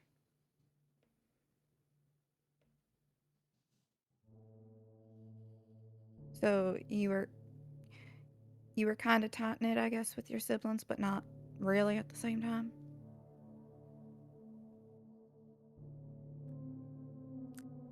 I kind of squeeze my hands, kind of clench them into a fist as I recalling this, as I'll sigh and kind of lean back again, so I'll say, well, it's young. While we were pretty young, it was tight knit, but when we got older, things kind of drifted apart a bit more. Older sis got a little bit too zealous into the parenting, and young bro, kind of a dweeb, not gonna lie, kind of liked all the nerd shit, so couldn't really hang out with them too much, or at least bond over all that much.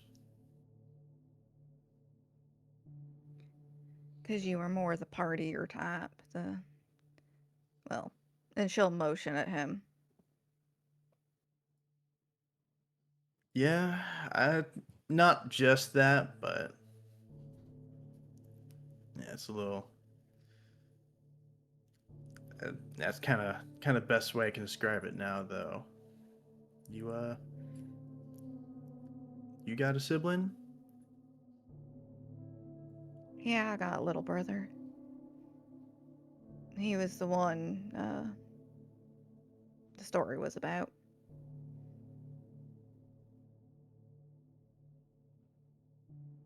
How much younger? Year?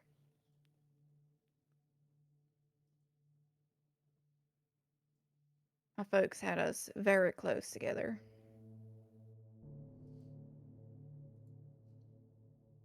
Yeah, me and we're a couple of years apart for me and my younger bro, but kind of still mostly. I mean, I knew him pretty much my whole life, and he knew me for all his older sis with a fair bit older than me, though. That's why I was kind of watching us.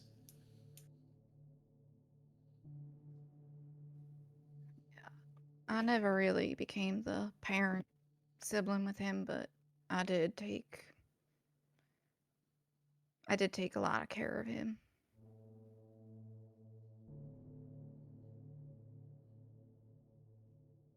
Y'all still talk? Barely. I reached out and he reached back. But well, it's also quite difficult to talk with him physically. And she'll do like a quick sign language thing.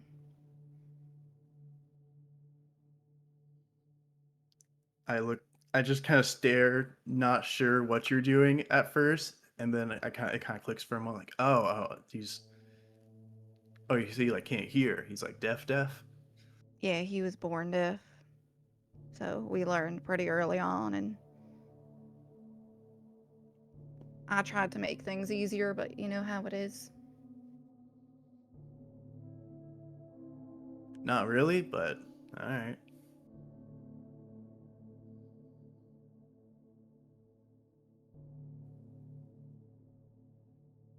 When you start working at a young age and have something that makes you different, it can be quite a challenge. So I always try to at least make it easier.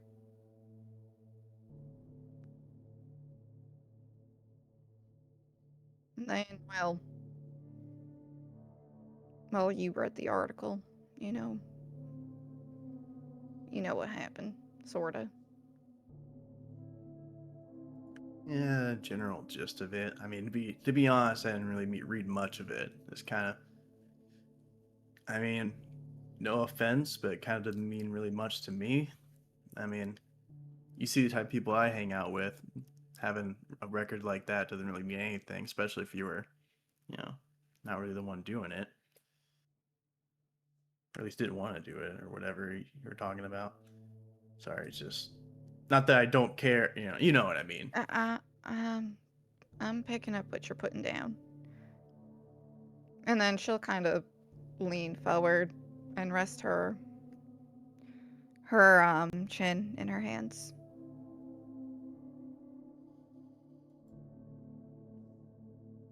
My brother said that well, I'll just call him M for now.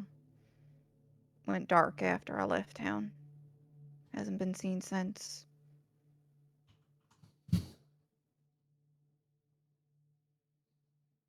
Just straight up disappeared. No clue. He hasn't been on any socials. Hasn't been. He sent me a few messages that are dated back to when I left Alaska, but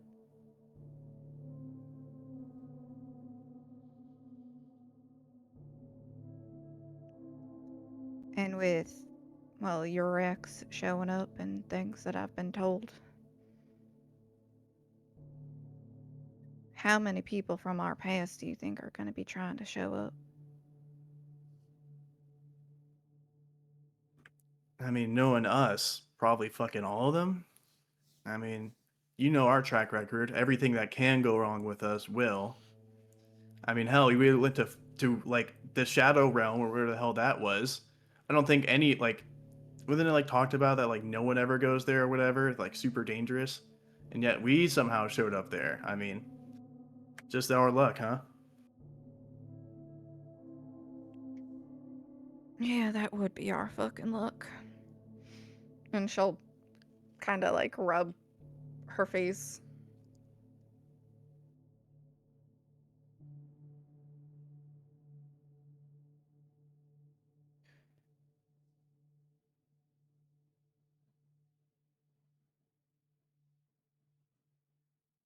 Do you think that if this keeps happening to us, we're gonna have to leave? We're gonna be that much of a problem? I mean, I don't know, man. Not gonna lie. I mean, we got Delphine, who's like super dick riding the Sept leadership, so I think we'll probably be still sticking around. I mean, and also we got Ray kind of kissing ass, so I think we'll be fine to stay as long as they keep working overtime. I think they'll kind of deal with us. I mean, hell, what I broke the Lindy how many times? Like they always keep saying different numbers or whatever, but they still stayed after that.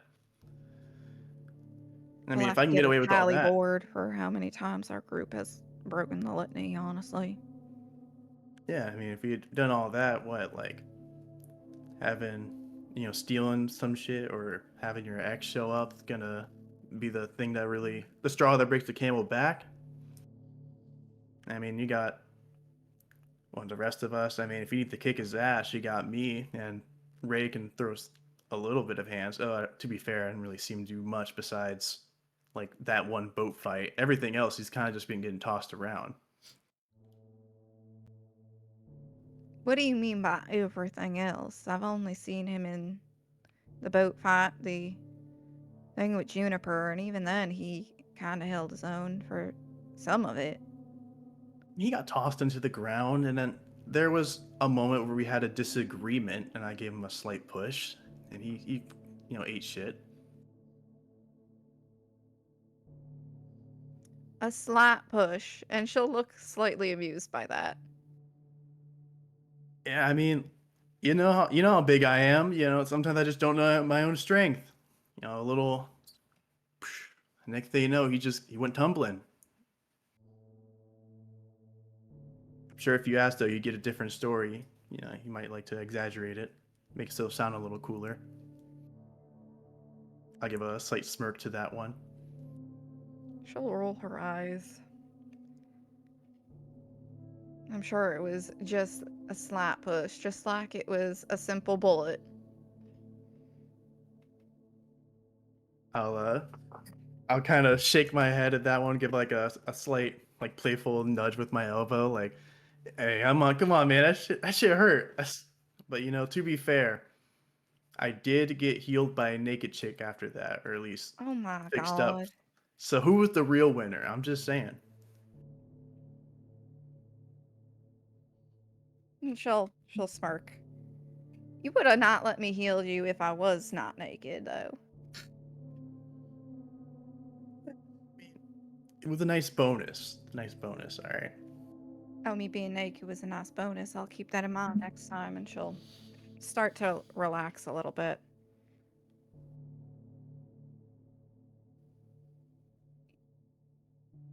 But you mean it, if M shows up, you'll help?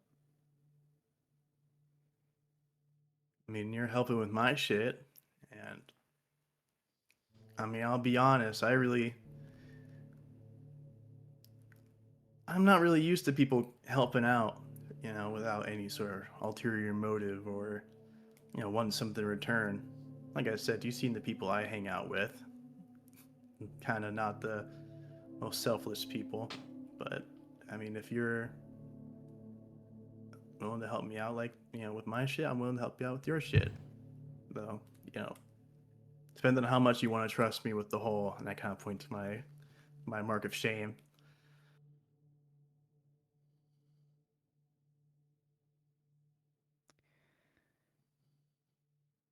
Well, you haven't seemed to pull anything like you did back up there. And she'll kind of like roll up her sleeves now, feeling very warm because a hoodie in Florida is not a smart wardrobe decision.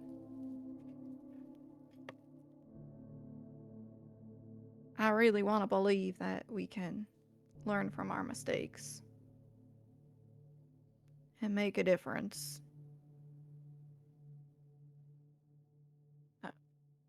You got a braid that makes you smell worse than we normally do as bonars. If you're willing to improve, well, then I don't see anything wrong with it.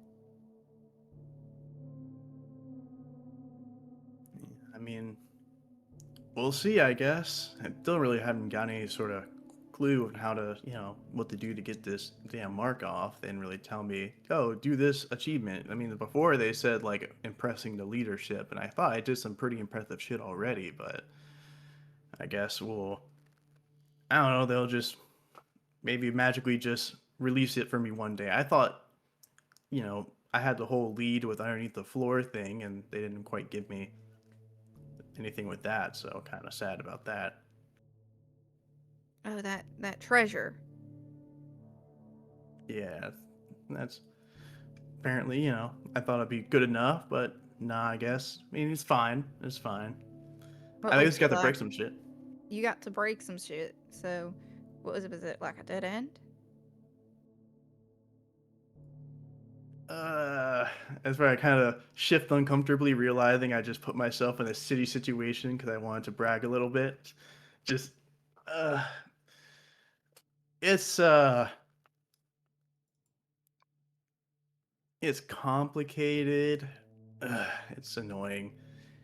Complicated as if you want to brag about it to the rest of the pack later, or complicated as in you're gonna get your jaw punched again if you say it to anyone.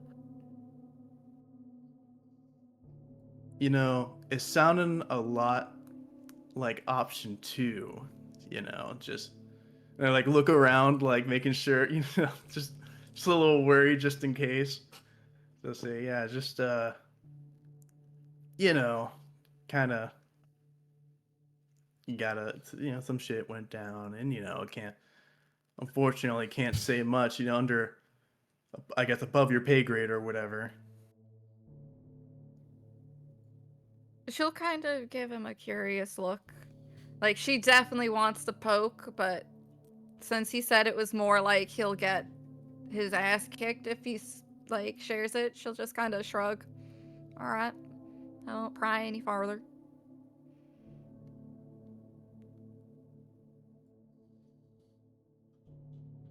Yeah, I mean, hey, now you know for sure I got your back with your stuff, because if I don't, then you can just tell, whoever that I said some shit about that, and you can watch me get my ass whooped. So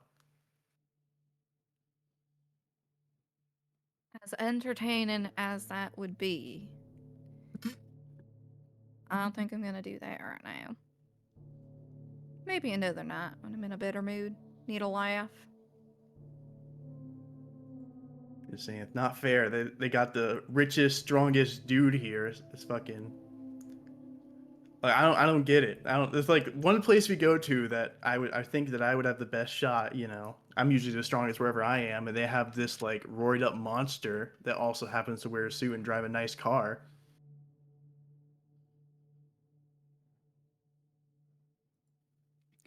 So then you just work harder to beat him. Well, I mean, to be fair, he doesn't even have a high school diploma, so I think I've won in some regards already. There you go, you got 1 point up on him. We take him where we can get him.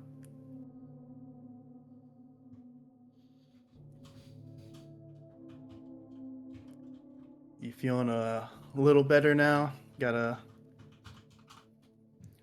were demon with stressing. Yeah, I enjoyed the talk. Feel a little bit guilty about my getting some air now, but what are you gonna do? And she'll pull out the cash and start kind of like counting it. I've noticed kind of a bit more than I expected, kind of like some pocket change, but I'm seeing more like, oh, this is like a substantial amount. Yeah, That kind of, about 150. yeah, as I look a bit worried though. I actually slightly bit concerned. I look over like, dude, you like stole all this and also all these like snacks and shit. Like, you're like, how long did this take? How long have you been doing this? Depends on the night. Some nights are better haul than others.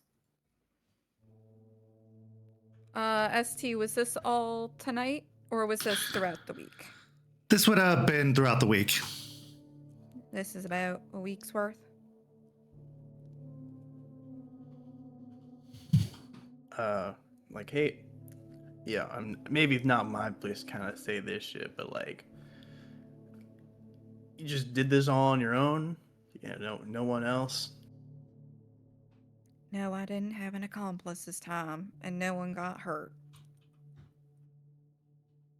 I mean, hey, I ain't the one to really judge. I'm just like, good for you, man. But you were kind of a little dangerous to be getting that much, isn't it? I mean, it's okay. Like, I know getting a little bit at a time is usually better because you know people don't really notice less money getting missing. But if you're doing this much, I mean, might be a little bit easier to get caught.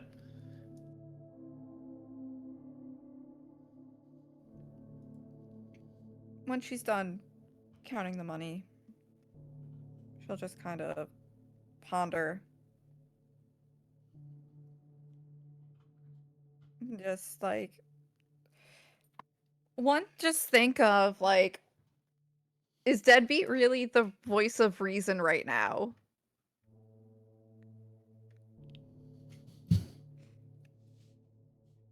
And then just kind of like shake it off. That's why you don't target one person. You target multiple people, and you take a little bit each time, enough so they don't notice. Sounds like a way to make a whole lot of people pissed at you, or at least a whole lot of people angry. Trust me, I know a little bit of this. I've done a little bit of my share of, you know, grabbing some bills, grabbing some shit when people are not looking, or at least a little too drunk to notice. Partially why I, ended up getting shish kebabbed at a random place. It, I mean, like if you need some help or like you want like someone to come with you, I'd be willing to help out. Two works better than one.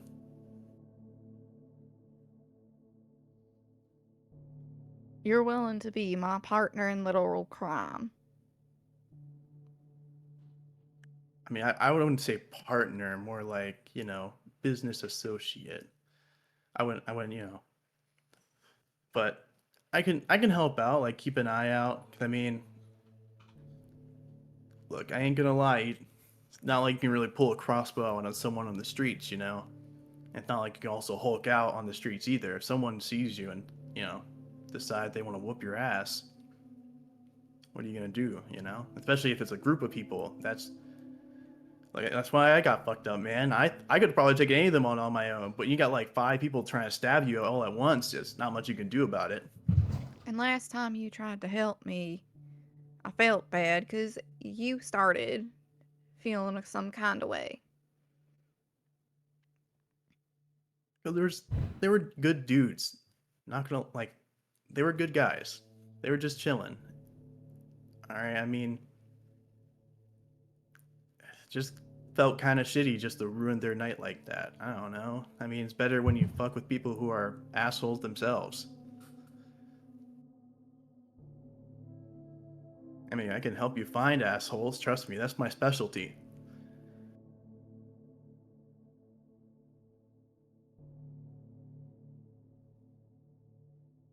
She'll kind of just contemplate that for a little bit.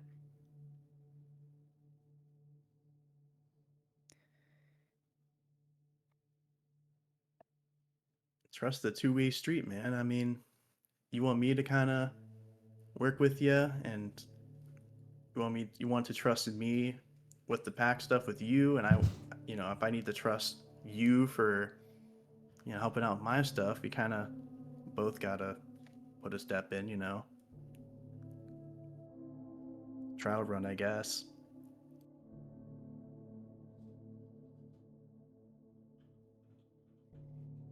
You'd be a lot more useful than Delphine when I was trying to do, stuff last time. Trust me, she's the worst lookout ever.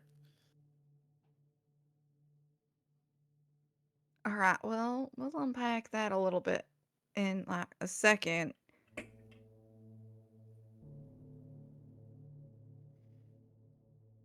But you're right. I really should start trusting you all a little bit more.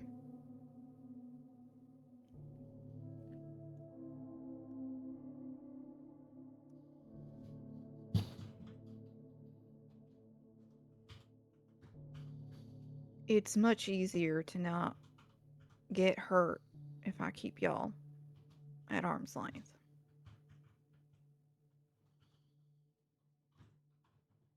Trust me, dog. I know all about that. You don't think I know? I mean, I get you, man. If we're stuck here together and we're forced to do all this stuff together and we're bound to the pack, I mean, hey, might as well at least try a little bit. I don't know, just trying to do all that the whole time, keeping everyone arm's length and being a total ass. Kind of, I don't know, just kept feeling shitty. I mean, just tired of feeling shitty. Aren't you tired of having to keep constantly pushing and do all this shit? Yeah, a little bit.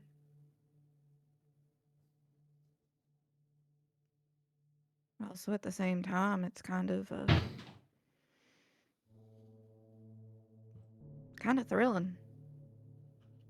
An addiction in a sense, I suppose.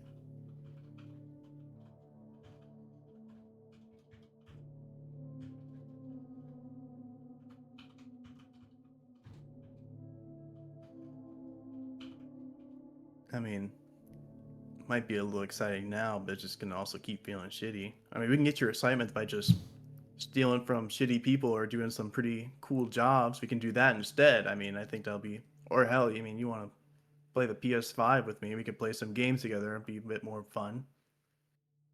I You don't know. Do want you play me Call to of Duty? play games with you? You play Call of Duty ever? No, not really.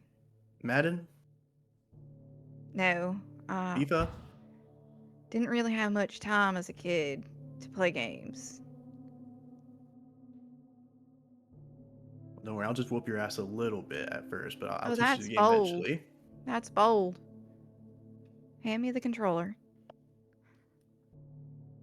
I'll hand the controller on over, and as I kind of do, I'll just say it. But also, just make sure if you tell anyone about this, they won't believe you, and I will deny that we had this conversation. All right? Look, I'm just saying. Listen, they're going to have to give me some pretty nice information for me to give up the information that you're getting a little soft. Nah, I'm not getting soft. Look, got my PS5, got my feet up. I'm just in a good mood. That's all. PS5, you're offering to help people instead of just lounging around having a beer. And she'll shoulder him. I'll give a smile to that as I'll get ready to start playing. As the two of you settle in to play some video games, the bond continues to strengthen between the two bone gnars. You started out as adversaries, but that bond as a tribe strengthens, that you're becoming more than just friends and allies, or accomplices. There's something forming here that only pack mates can have, and that goes deeper than any relationship that humans can truly fathom. This is what a pack is meant to be. This is what is needed for the ritual that lays ahead. But considering everything else we've seen tonight, will the bond that the two of you share be enough to overcome the cracks that are forming elsewhere? We transition now to our final scene of the first half. Raymond, while the rest of the pack has been off traversing the Umbra, stumbling into the Shadowlands, fracturing the bonds that you've been working so hard to forge, you have been training in becoming a better leader, training in becoming a stronger warrior, training in the litany and politics. Also working on the home that you've stashed your best friend, and all of the other things that you tend to on your own. Patrolling the Bawn. Day-to-day tasks. Not getting to spend as much time with the pack as you would like. You have a lot of catching up to do. But before we get to all that, it's time for a very important meeting with leadership, more specifically, the Sept Leader, Aspen Weiss. So in this meeting, you're called to the cairn. And as you approach the table that sits at the base of the tree, where a clave is mounted high up on the tree, and the 13 chairs are seated around the hand-carved wooden table, what's going through your mind as you prepare to meet with Aspen?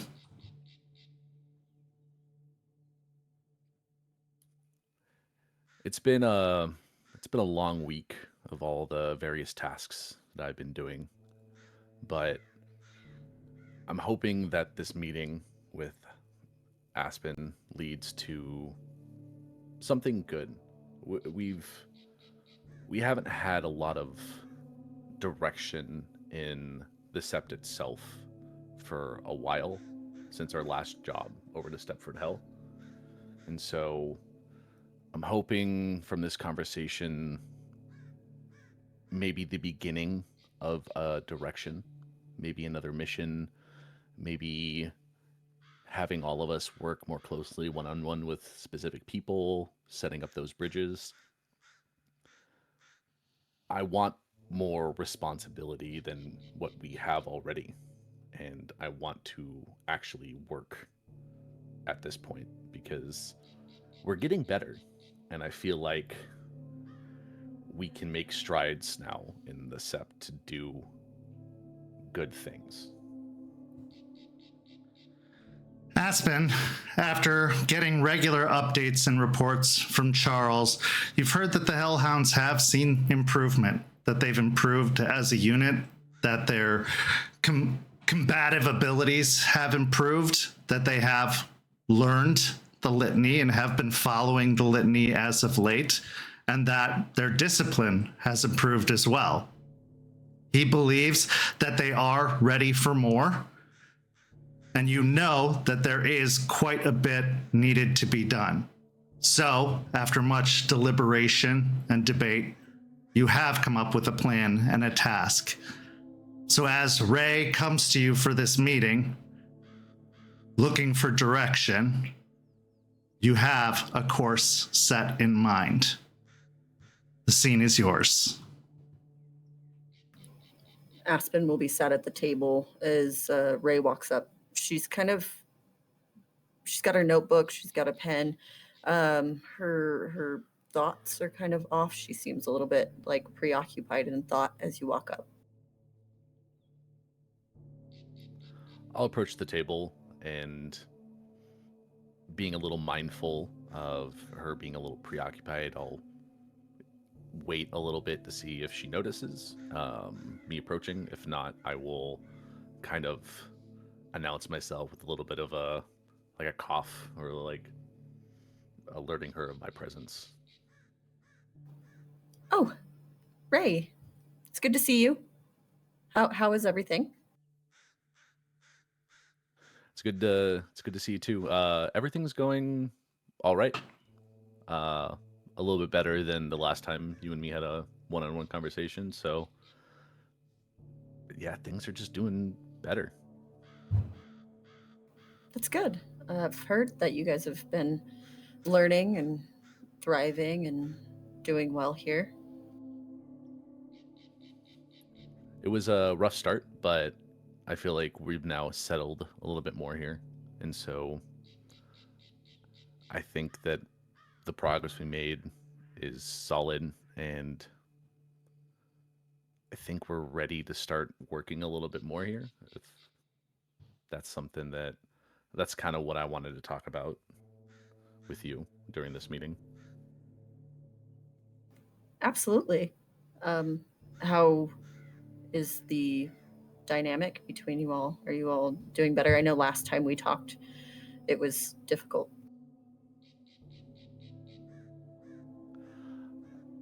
I will walk over to the table and sit down in one of the chairs next to Aspen, or across. I don't, depending on which seat that she is sitting at. And take off my hat. Yeah. I feel like we're getting closer. It took me a while to accept the words that you and a lot of other people were saying about getting to know the pack. But I personally have been making strides to do that. And seems like everyone else in the pack throughout the weeks have grown closer. A lot less arguing, a lot less insults, more fun insults than blatantly rude. So I think as a pack, we are coming together. Well, good. And, the advice on my side comes from experience. I'm used to being around a lot of big personalities, and I can't say we get along all the time. That's fair. I mean, I've experienced with big personalities too, but I more had to just suck it up and deal with it than actually work through that. Right. A little bit different from what you're used to, I'm sure. Well, hey, listen. In fact, you talking about having more responsibilities and things of that nature, I did want to talk to you about something specific. I made a phone call recently to your previous Sept Leader, Red. Oh, how's he doing? Is he doing all right up there?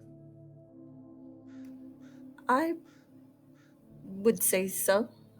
He's a little brash. I see what you all mean with everything that was going on up there. It's a little bit more clear to me now.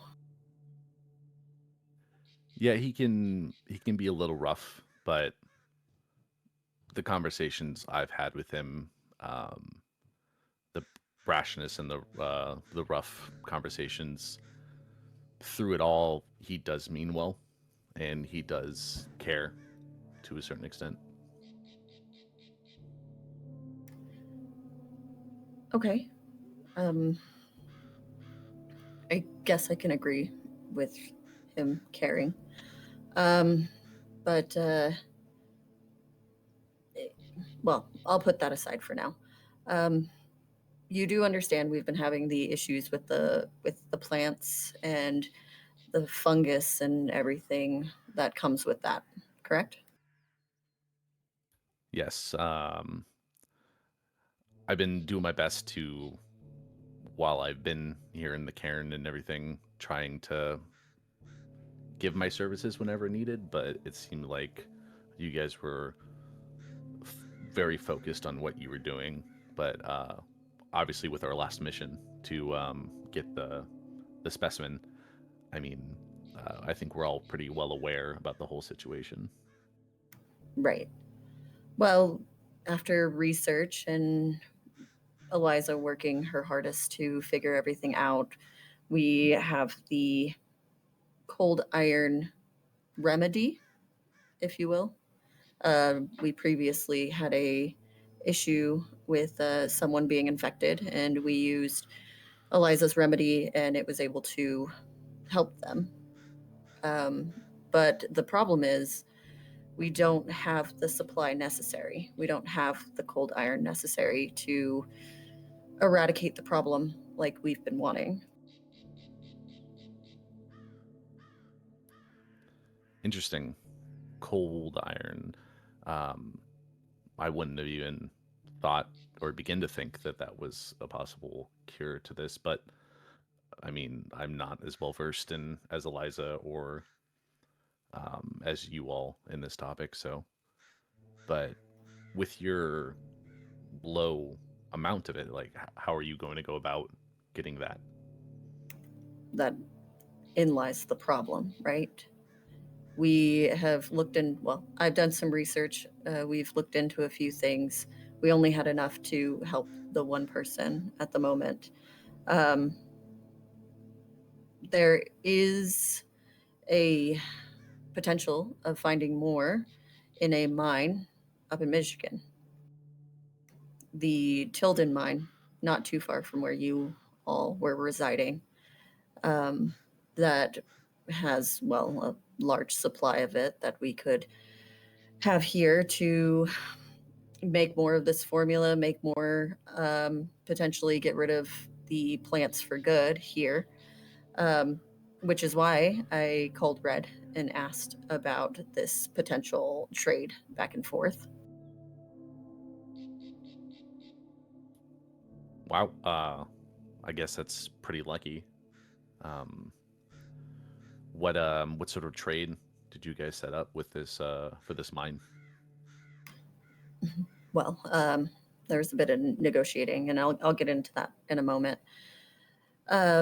He had spoken about getting iron at the mine in exchange for the cure to the plant situation, which was a bit confusing, as he said it wasn't necessarily a problem up there, but according, and I trust you, you all were saying that it was a bit of an issue up there before you ever came down here. So I think it would be advantageous to get a cure up there as well. I agree. I mean, when we left, all we were really dealing with was the soil and the fertilizer. I don't think we saw any plants up there at that time. I don't know from I've had a couple conversations with Red, and he hasn't really explained anything about the flowers or the plants. So it might still not be that big of an issue up there. They may be handling it pretty well and just tackling at the source with the fertilizer. Well, I understand what you're saying. It's a matter of time with the climate up there and us knowing that it thrives in humidity. There's going to be a point where it becomes, well, a similar problem to what we have here. So maybe a bit of him keeping things close to the chest is that he doesn't quite trust us still, which could be the case. And we take that with a grain of salt, as we do most other places. But I was bringing a mission to you in ways, a facilitating of this iron between them, since you all are familiar with the Sept and familiar with the going-ons up there. I was hoping that you all would be willing to assist in the trade and the facilitation of getting said iron up in Michigan.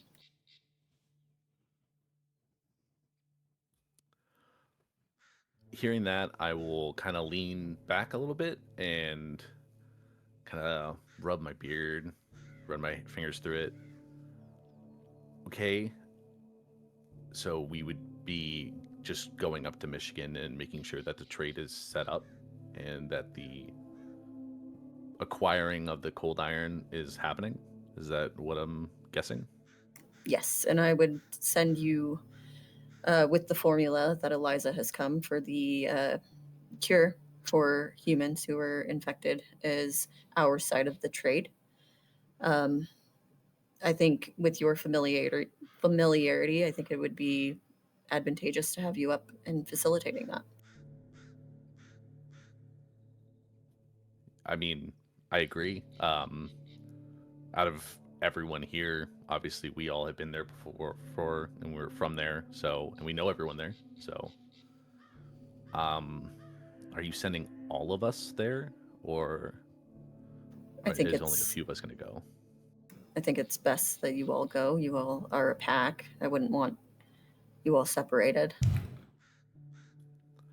I agree, but with how some of us left, I don't know if warm welcomes will happen if we all show up.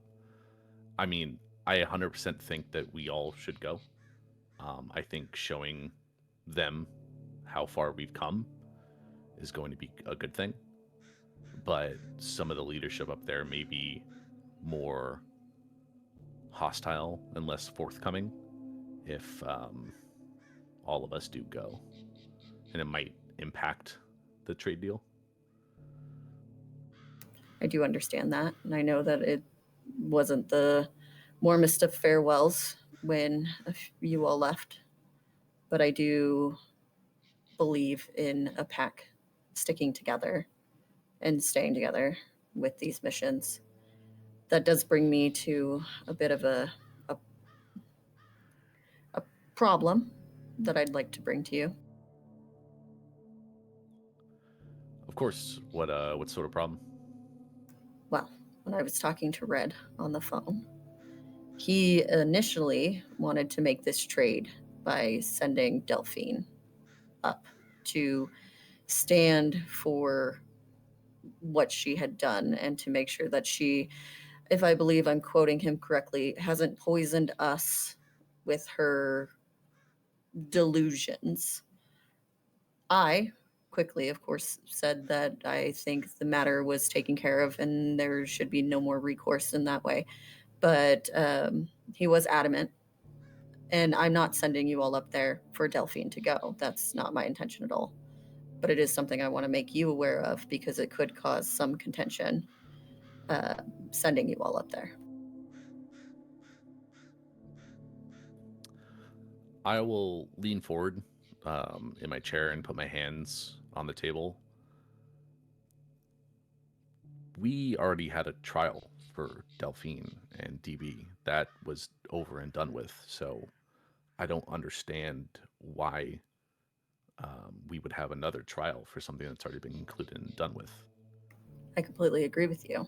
And that's what I told him over the phone. I just think it's necessary for you to know, because if they do try something or try to, again, put Delphine on trial or push her in any way, I think it is a bit of your job to make sure that that doesn't happen. Of course. I mean, Delphine's been making a lot of strides to get better. Sometimes she loses her way a bit, but I think generally being down here has been really good for her. And knowing that situation when we go up, I'll definitely be sure to keep my eye out. Because even though I do still have respect for Red and everything, I wouldn't want to do that again to Delphine. I don't think it's right. I agree.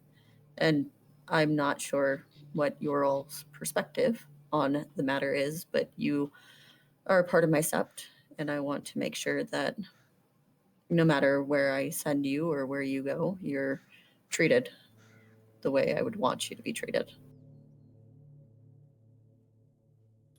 I appreciate it.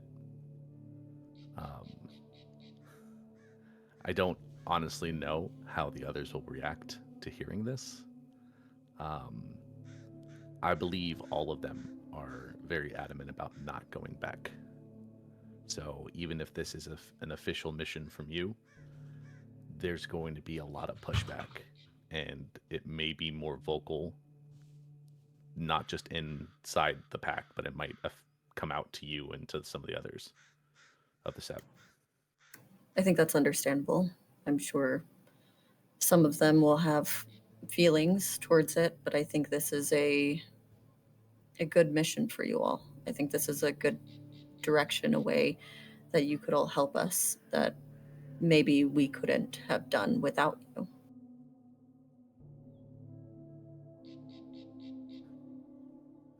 It's highly possible that because of us being from there, that this trade will go off a lot smoother. I hope that is the case. But with what you told me about what Red said, I hope it doesn't devolve and that we don't ruin it with whatever actions happen up there. Because I'm pretty sure if we are pushed or they try to be a little bit more forceful in trying to make this happen, I can see things going very badly, if I'm being 100% honest. I understand. And I think you've all learned a lot here. And I think you know how to be respectful while also making sure that you're also being respected. It's been hard to learn that, but I think we are making strides for that. There's also just a slight other thing. It's just a bit of a concern. There's nothing I can really pinpoint. But they were also asking for Stakes to come home. If she was no longer needed, that she should be sent back. I told them that that was up to her own accord. She is her own person, and if she wanted to go back, that was completely up to her. But it's not part of any of the negotiations, nor is Delphine. None of that. I'm not trying to pull any wool over your eyes in any way. I just want to be completely clear and honest with everything that we've talked about. I know when we were leaving before that Stakes being sent down with us was her decision. She adamantly made that clear. And Red and them said that. And that out of all of us, she would be missed the most. I know that Stakes coming or going back, I don't know. I don't know how they would react. That might make the situation even more of a bad situation. I know Stakes will probably come with us. I mean, wherever we're going, Stakes may probably go with us, especially going back to Hell. I think she would want to keep an extra eye on us. I think so too. I agree. And to be completely fair, if this is something that you adamantly all don't want to do, I won't make you do it, but I would really appreciate it if you would, because it's the best shot we have at taking care of what we need to. I'll bring it up with everyone and open the conversation.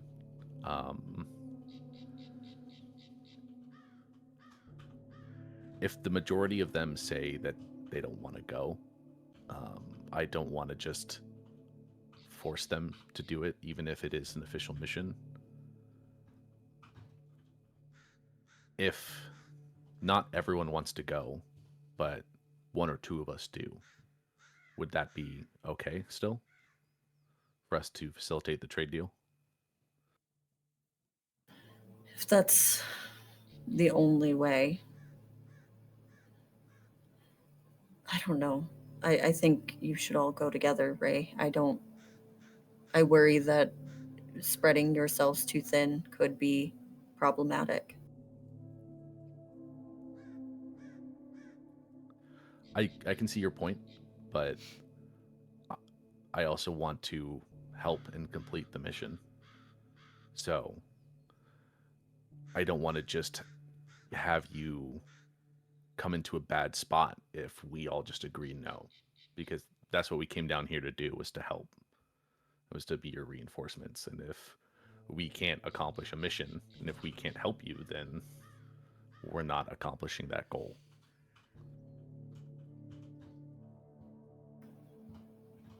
I'm not here to use you as assets or fodder or anything like that. That's not my intention, and I understand if it's a no. I do understand. But I really hope you all consider it. Really consider it. I don't think that with us being down here as reinforcements that you consider us as fodder. I mean, hopefully we can be assets to help you here. I don't think that's a bad thing. If we can assist you and be helpful, then that's good. But I don't think that you all consider us as dispensable. So, like I said, I will talk to everyone and see what we all decide. And there might be one or two that don't want to go. And I know you want all of us to go, but if push comes to shove and a majority of us do want to go, are you fine with that? I would have to be. But I think you should heavily push, and this is just advice, the need for your pack to be together, fully together. And I will. I'll push to let everyone know that this is something that we need to do and it's important. But I just want you to know that there's a possibility that it might not happen. So just letting that be out there. Also, this also may be overstepping, but something is strange with them up there. I don't have any proof. It's a feeling that they're, I don't know, just be safe, I guess is what I'm trying to say. Of course, we always try to be as safe as we can, but you know us. But I mean, when we came down here to you guys, we all felt like there was something strange about you guys. So it might just be that difference of culture between the Septs. Maybe. Just, be cautious is all. I understand. Also, don't, shoot each other with crossbows, and don't break the litany, and don't, and she smirks at you. I will let out an exasperated sigh. I want to make a promise saying that we won't, but I can't 100% say that. I wish I could.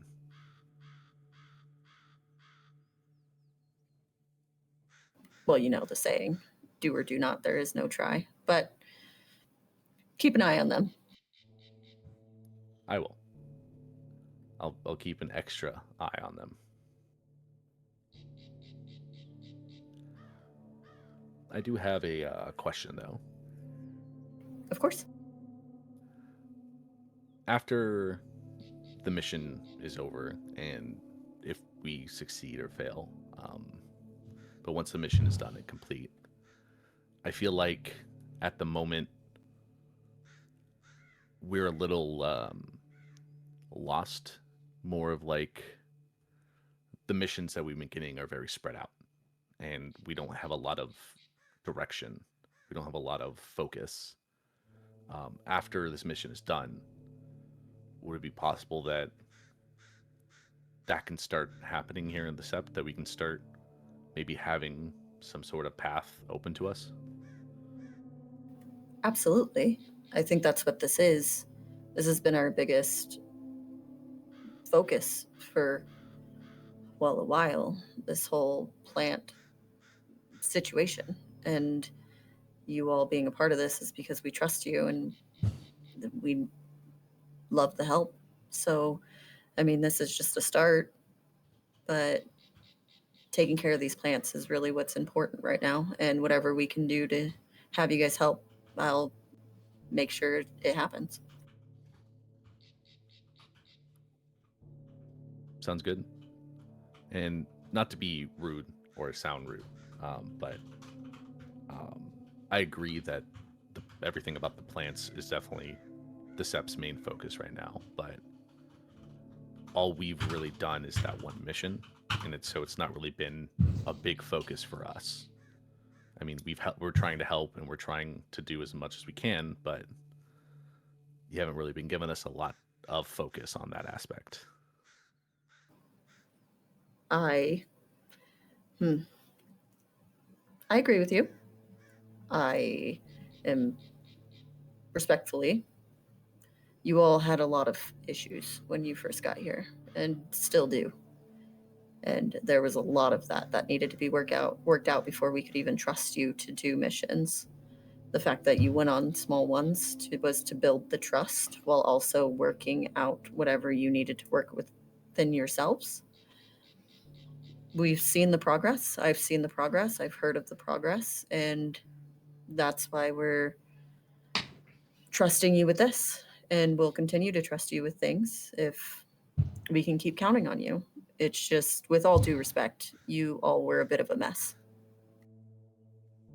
I'm not disagreeing with you at all, especially when we first got down here.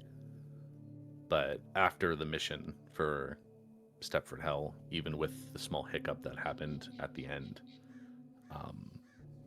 I felt like not even another mission, but just maybe allowing us to help a little bit more may have just given us more to do than just kind of sit around at some points. We've been doing a lot to better ourselves, but having a job to do, having little things to pick up here or there really helps with the focus.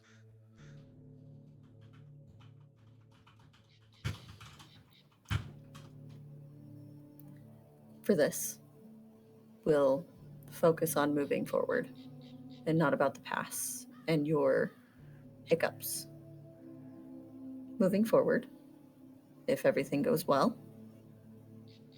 you'll continue to be a part of what we're doing here. Trust has been earned and gained, and I think we can continue this way if we avoid more hiccups.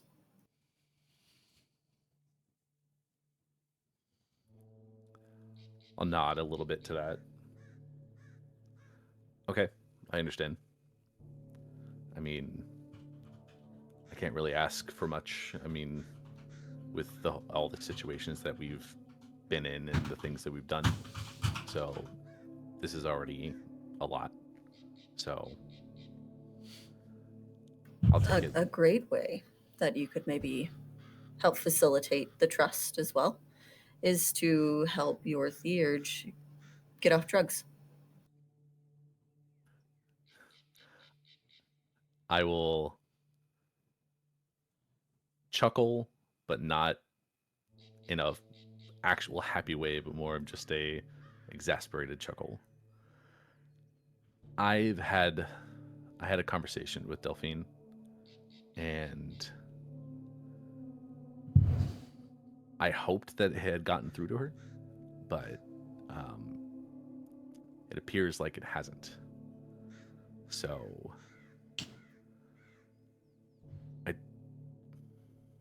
I don't want to I don't want to overuse force to make her stop. I do want to respect the choice that she could make to stop, but I also don't want to see her destroy herself. And so force has to be used in some way or less of a gentle push and more of a forceful one.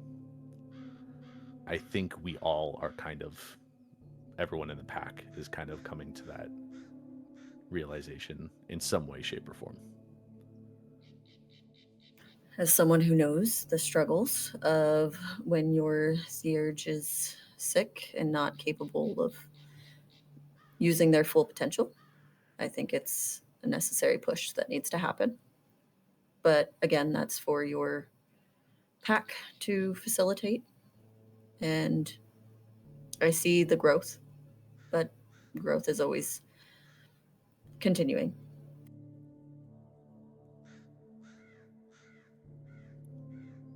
After the mission is done and we come back, I'll make that a main point to focus on, because I don't want to go into hell with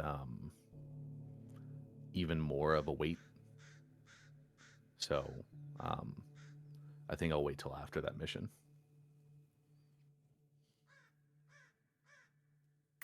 I like that idea.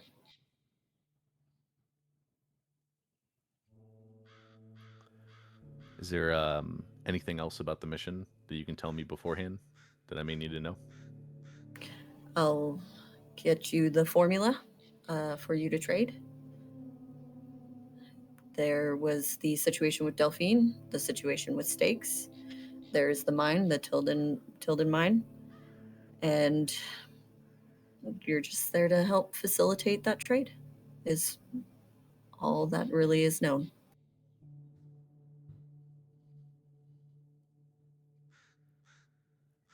Okay. Let's hope my discussion with the pack goes well. Let's hope. But of course, if you need anything through any of that, you call us and let us know. I will. Thank you. I appreciate the trust in us to complete this mission, and hopefully we can do it well and accomplish what needs to be done for the betterment of the situation. And I appreciate you for helping us and being here to fight the fight with us.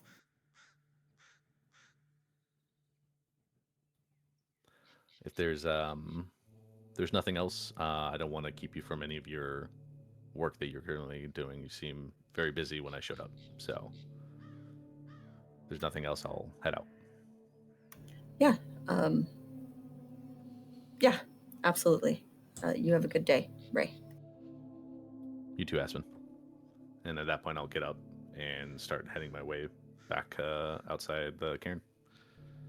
As you're departing the cairn, Raymond, what's going through your mind now that you've heard what your task is to be, returning to Hell, Michigan, returning to your former Sept?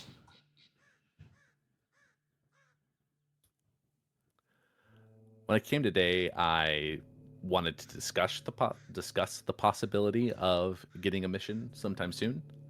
I didn't expect to be handed one right away when I started this talk with Aspen, so I'm happy about that. Having something to do and having a goal to accomplish is great. Going back to Hell, though, I personally do want to see how everyone's doing up there. I want to see how Red's been handling the situation. I want to see how he's keeping up with everyone being gone. Because with all of us gone, there's only like 4 of them up there. So it's a lot more of a tighter ship. So hopefully they're doing well.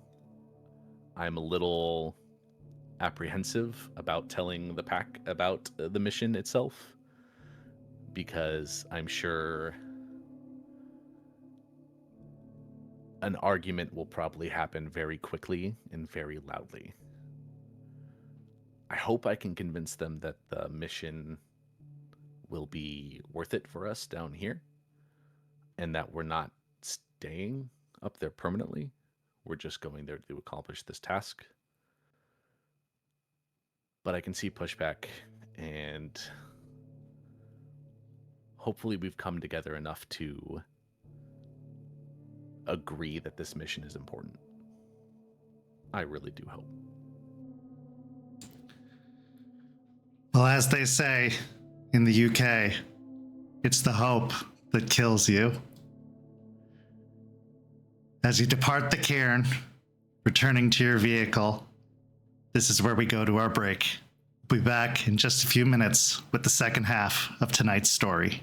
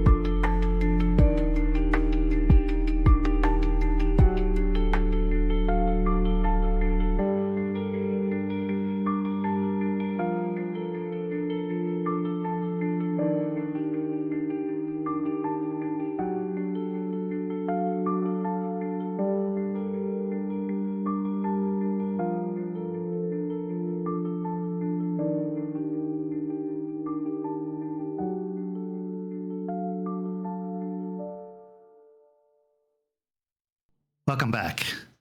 As we start the second half, the pack has gathered at the Sept cairn in the dead of night. It is just after the full moon, and as the pack gathers to do the Sept of Patronage, to call forth Ember to be their pack patron, there's a lot weighing on the pack's mind. Secrets that have long been kept between them have come to light. Bonds have been formed, yes, but other bonds may be about to be broken. Are they ready for this rite? And even still, are they ready for the mission that they're about to go on? the mission that Ray is about to propose. With Stakes and Eliza standing by to oversee the rite, they all gather in the clearing under the stars up above, the trees standing vigil as sentinels watching all around the clearing. It is still. It is silent. The scene is yours.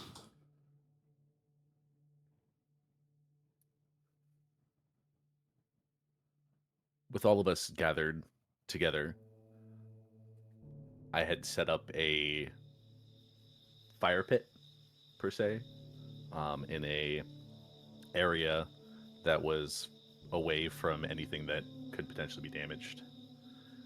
I lit the fire a little while ago, putting a lot of wood on, letting it burn for a bit. At this point, the fire is more or less dying. The flames are still there. The foundation of the fire is still going, but the embers are what I want.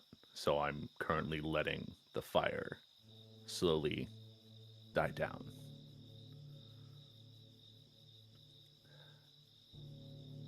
Hopefully, everyone's ready. Do you guys have everything you need? Delphine will just nod, holding a tattered book in her hand. I'll say it. Yeah, I didn't know exactly what to bring. About like a couple things. You think Ember will accept $20? Think that'll work? Probably not. Rory will kind of just elbow Deadbeat in the ribs for that one. What? You know I don't have a lot of things that I keep with me or if I care about. You know I ain't giving up my guitar. I brought the PS5 maybe just in case if everything else didn't work out. But we're gonna try everything else first.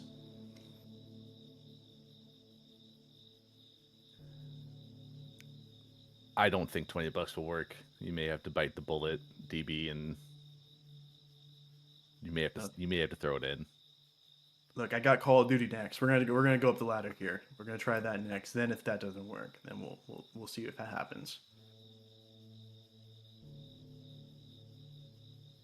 Rory will be thumbing through a notebook as they go back and forth, kind of flipping between a couple of pages.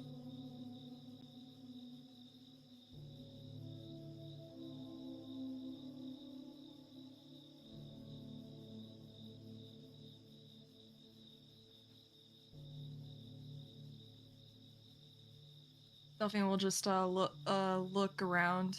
So we're gonna get this started, or what? Yeah, I'm just giving the fire a little bit more time. I feel like I need to have more of a bed of embers and coals than an actual roaring fire. I feel like that's more fitting. Well, we'll just hold hands, sing Kumbaya, and then we'll throw our stuff in and we'll get our powers. I mean, yes and no. I mean, we're going to be doing a chant. We're going to be trying to summon Ember. But you're going to have to make a heartfelt request. You're going to actually have to make an effort to have Ember accept your gift. You can't just toss it in and say, here you go. You know, take it.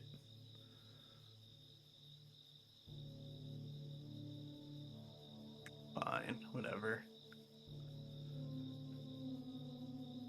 At this point, Eliza chuckles softly outside of the circle and speaks up. Do you remember the process we went through in the Umbra when you called out to the Wolverine and when you had to converse with it? It's very similar to that, but you have to remember this isn't a one-time transaction. This isn't a one-time agreement. Ember will be with you always, or at least for as long as you stay together as a pack. She will be what binds you, what empowers you, what connects you. She will, in many ways, be the fire of your spirit as a pack. When and if you go to start your own cairn, she will be a core part of that. And if this pack struggles, she will be one of the things that keeps it going, that gives it life. She could also be the thing that falls apart with it. It's very, very important to have a pack patron. If you can't convince them to join you, the fate of the pack, well, it's not looking very good. So truly think about how much this pack means to you. And if you really can't come up with anything, well, that's very telling about your thoughts about your fellow packmates. And they should consider if you're someone they want to run with.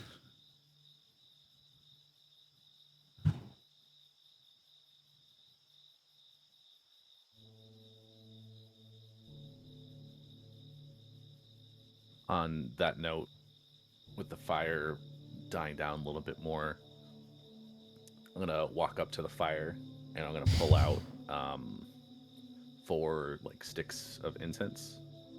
I'm gonna light them and then put them around the fire at 4 points in the ash and the coals. As it burns, the smells of sandalwood, cinnamon, vanilla, and pine needles will start kind of swirling together with the smell of the smoke. Then I will kind of take my position closer to the fire, and I'll reach out my hands. Since I learned this from Eliza, I feel like I gotta keep at least one core part, so we're gonna be holding hands, guys. Okay. I get in closer to Ray and kneel down next to him and hold my hand out. I'm gonna go on the other side of Ray and have my hand out. I will go between. I'll put my hand in Deadbeat's hand. And Rory will go in between Juniper and Delphine and take their hands. Once everyone's situated and everyone's in position, I will start the chant that Eliza taught me. As you begin chanting, Eliza actually takes up a drum and starts beating on the drum and walking in a circle around you, keeping the drum in time with the chant. And as your chanting continues, you actually see sparks start to go within the embers of the fire, and smoke start to billow from the embers. Flames don't start licking at the fire yet, but the embers themselves start to glow brighter and brighter. At a certain point, the drumming picks up and speeds up, which Ray signals to you. You're getting to the point that the chanting stops and the offerings are made. And with a final beat, the time has come.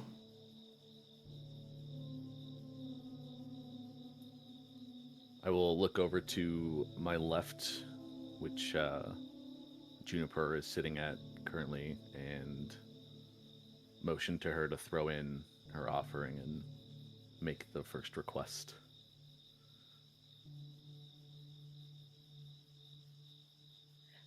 I just kind of give a little glare at Ray making me go first. And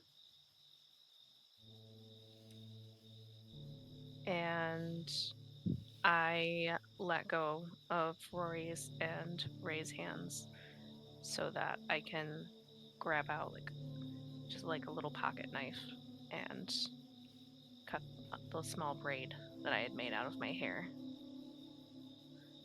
And then I make a little gash in my hand and cover it, the braid, in my blood.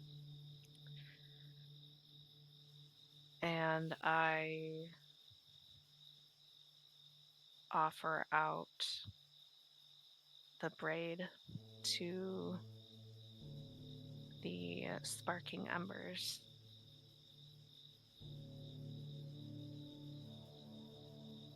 And I look around at my packmates. And I look at Ray. Is there like a specific way we're supposed to say this? I don't think so. I think you just have to make a request towards Ember that's personal. And it's just like related to us specifically, or like the whole pack? I think more specifically why you are requesting Ember. I mean, all of our requests will eventually culminate in the reason why we as a pack want Ember, but you need to decide, request her for your reason. Right. Sorry, I was not expecting to go first in this.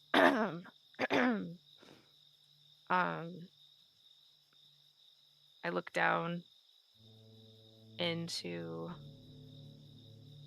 the coals and take a deep breath and kind of center myself a little bit.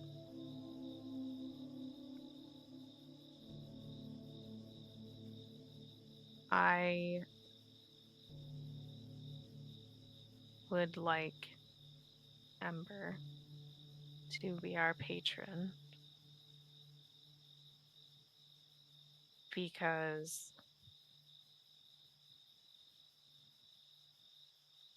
they are understanding of our trials and tribulations and support each one of us through our own journeys,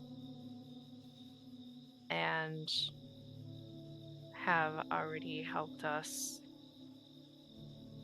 understand each other and have a bit more compassion towards one another.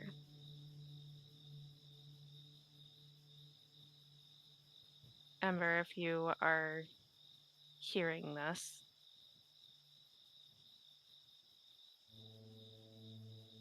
I would like you to know that I think that this pack is worthy of your patronage. And even though we are all still young and new to this, and embers ourselves when it comes to being Garou, we also yearn to grow and light our inner fires together as one pack. And I will start to lower my braid offering into the coals. As you lower the braid into the coals, you find that the fire, or the particularly hot coal that the braid drops into, becomes a mouth. And that two coals form above it that are eyes. As it pulls the braid in. And in your mind, you hear a voice. I told you that you would never be full, but you continue to eat.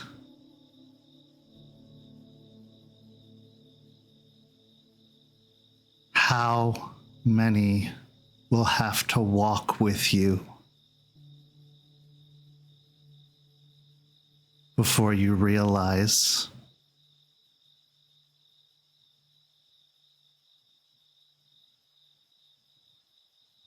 I will be your patron?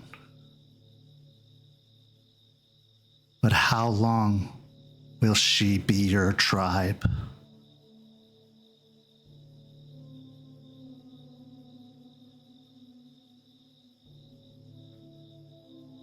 The braid is consumed in fire, and the face fades.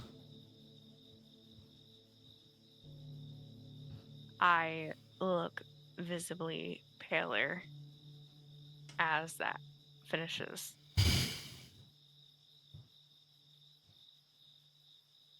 With a slight look of concern, but knowing that we still have to continue, I will continue down the line and look at Rory.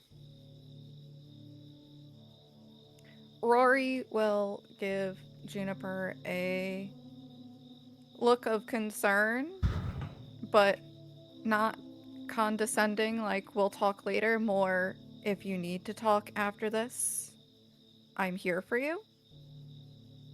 And then she'll tear out a page of the notebook, take a deep breath, and then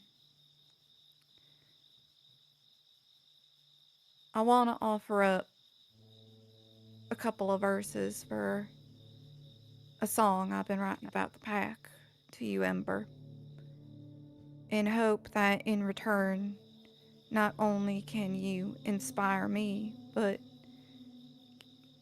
help me kindle the spark in my pack with the stories that we will learn together, that we will discover, that we will create. And make sure that that inner flame in my pack mates never dies out and will continue to burn bright. And she'll look at each of the pack members. I'm hoping that with the final draft of this first song as the Galliard, maybe we can all put a little bit of ourselves in it. And then she'll take another deep breath and she'll start reading. Out past the fences where the gravel turns to dust, 5 little pups born to nobody's trust. Runts of the litter, left cold in the rain, but the fire in their hearts was stronger than the pain. No names, no collars, just scraps and scars. Live on instinct, sleeping under the stars. They were strays in the world that doesn't look back, but they learn to run faster than the things that they lack. And she will fold up the paper and toss it into the flame. Just like before, as the fire engulfs the paper, a face forms in the embers. And in your mind, Rory, a voice speaks. No amount of taking will restore your innocence. Run as far as you like. He will always catch up with you. Turn and face it before it's too late.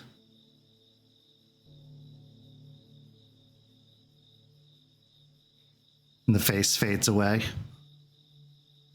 As the face fades, she'll kind of give Deadbeat a nervous look before taking Juniper's hand and returning back to, or trying to compose herself to go back to the ritual.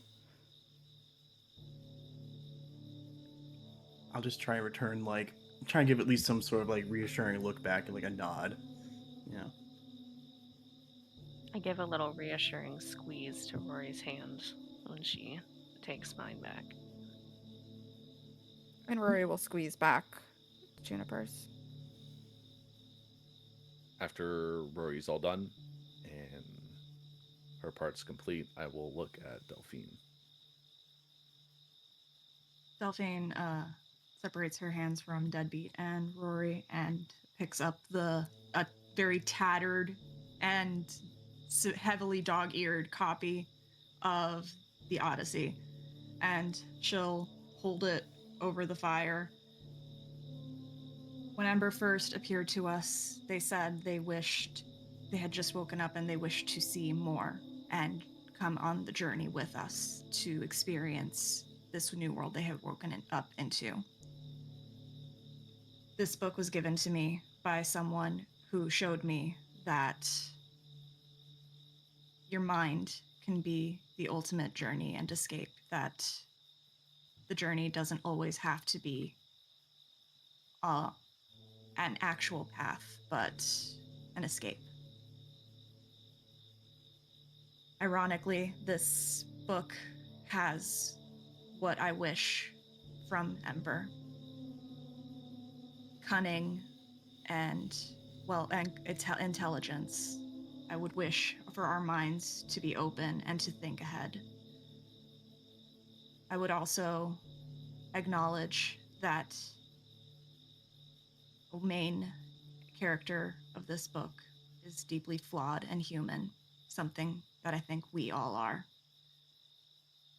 We're all a little proud. We all have our secrets.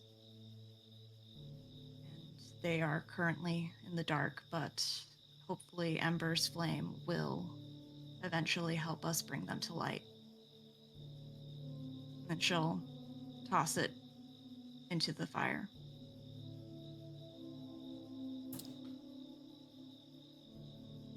As the book burns, so returns the face.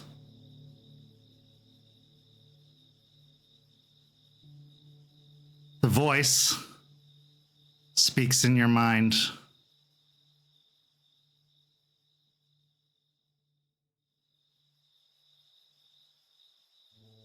Just as two wrongs don't make a right, two lies don't make a truth.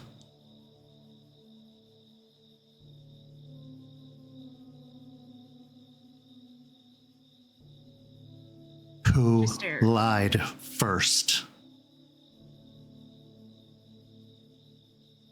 Stares back unflinchingly at the spirit.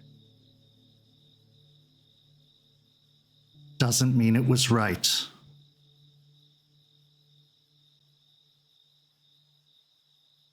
I'm also not the only thing that will burn you up from the inside.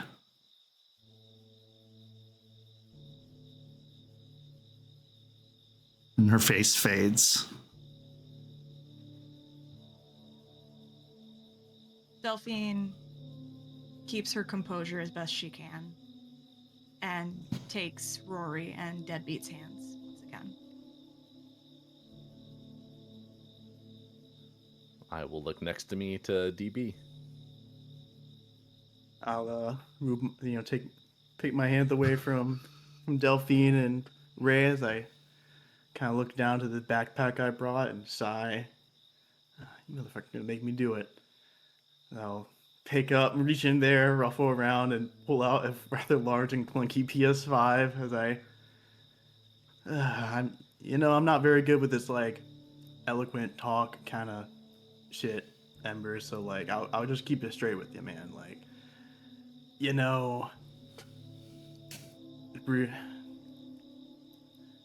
I would appreciate if you could like give us some of that firepower so that we can face the shit that we gotta face, you know, all the bullshit coming our way, which may or may not be our faults. And, you know, at least get us out of this shit situation. I just kind of look around for a second, like a little lost for words, not very good at this, as I will just add a little please, as I'll just kind of drop the PS5 in the fire with almost a tear in my eye as I do so. As the PlayStation 5 falls upon the fire, it just sits there. Doesn't start to melt. It just remains atop the fire. The face forms beneath it. And the voice enters your mind. You are so close.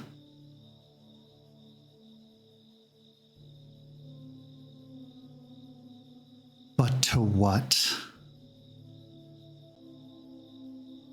To ridding yourself of it? Or to falling prey to it? Pick one. Choose the end, or choose the spiral.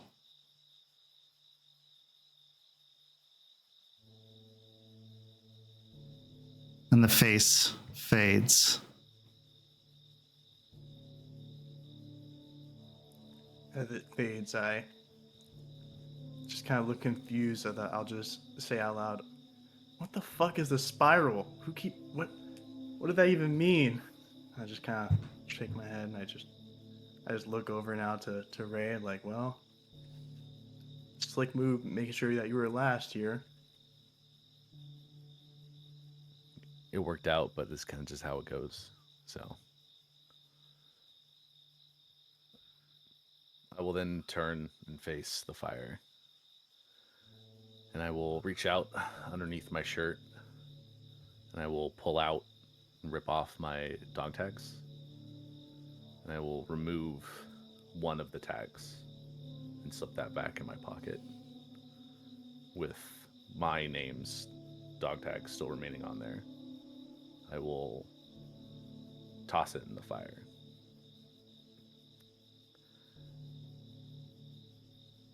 I have always thought and believed in, for the past year or so, that what makes me who I am is a soldier through and through.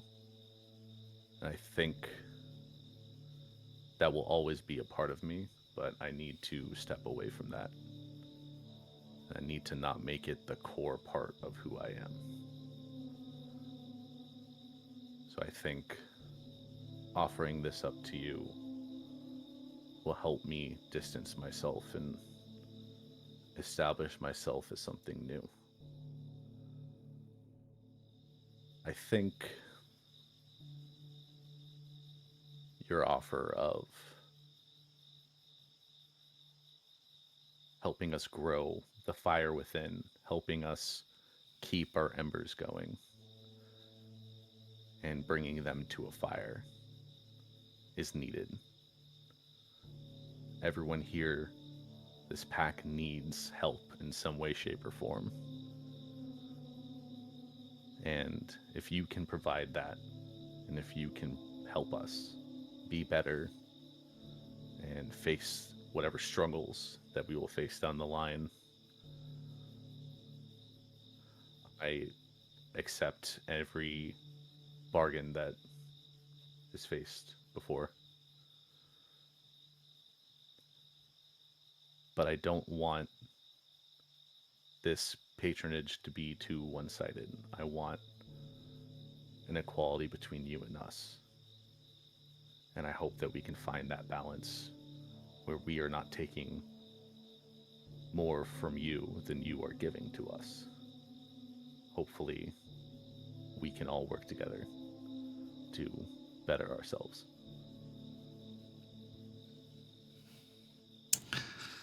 As the dog tags start to grow red hot,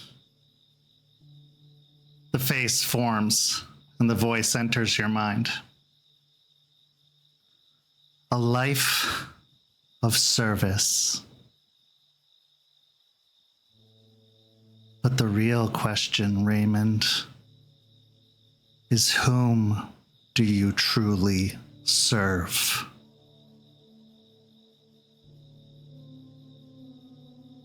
Is it yourself?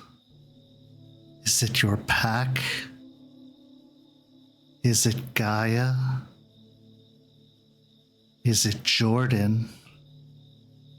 Or is it the worm? I told you that there is an answer. And there is.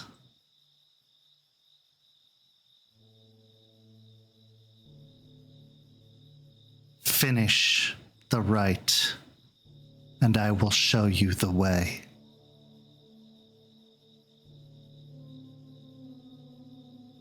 And the face fades. You may now make the roll. Okay. I will say, since Eliza is aiding in the rite, you may add an additional normal die to the roll as well, as she is a rite master.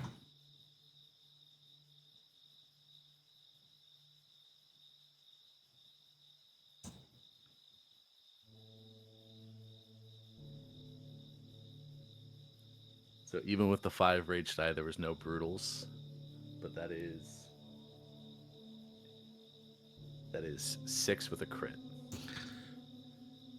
At this point, the PS5 that was still sitting atop the fire, which didn't melt, starts to spark.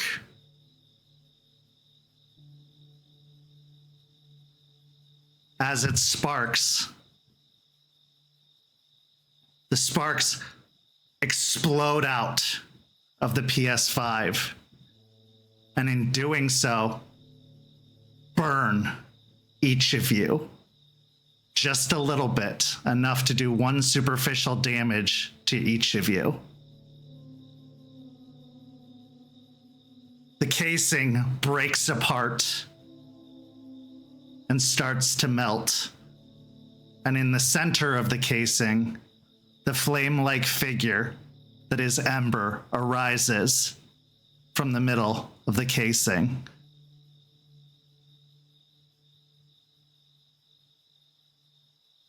And in all of your heads, simultaneously, as if she's speaking out loud. And so it begins. Our journey together. Let the fire burn in each of you. But be careful, untended. A flame can become an inferno. An inferno causes destruction.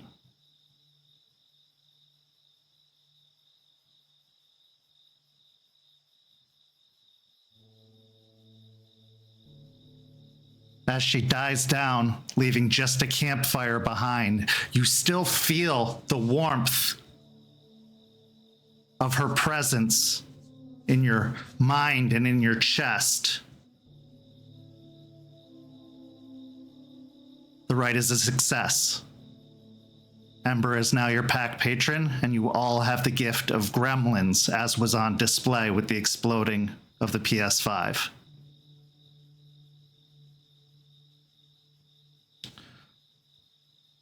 From outside the circle, both Eliza and Stakes are watching on.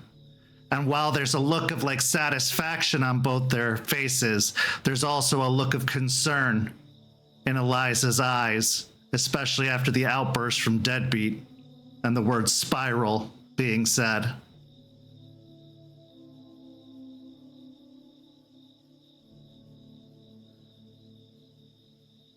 Well, congratulations, Eliza says.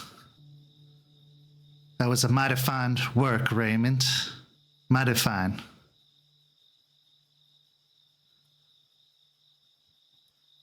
Thank you. I mean, you did taught me well. And so hopefully I did your teachings justice. And you did. This is cause for celebration. There are drinks over on the table, beverages to refresh yourself. And yes, some of them are of a certain variety. In fact, I have some of my moonshine over on the table if anyone would like to help themselves.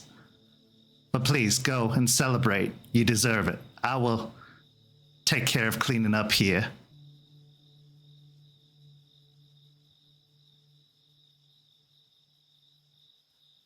Hearing that, I will look around everyone and stand up. Like, well, let's go drink, I guess. I need something a little stiff after that one. I just look over to the destroyed remains of my PS5, and then I just a sigh as I just get up and walk away. I'll follow after and just kind of like give you a pat on the shoulder. I'll pitch in for a new PS5. I know it meant a lot, so I'll help you out. Yeah, I'll also help out, man. That was actually kind of a big deal for you to do. Before fully leaving the fire pit, Delphine will go kneel down and get a handful of the ashes and just put them in like a little plastic baggie that she brought with her.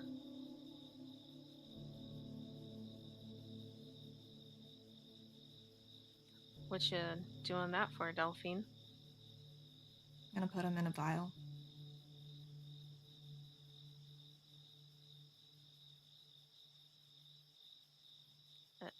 And then what? Keep it as a reminder. Oh, okay. I was just curious. And she'll just nod and start heading towards the drinks.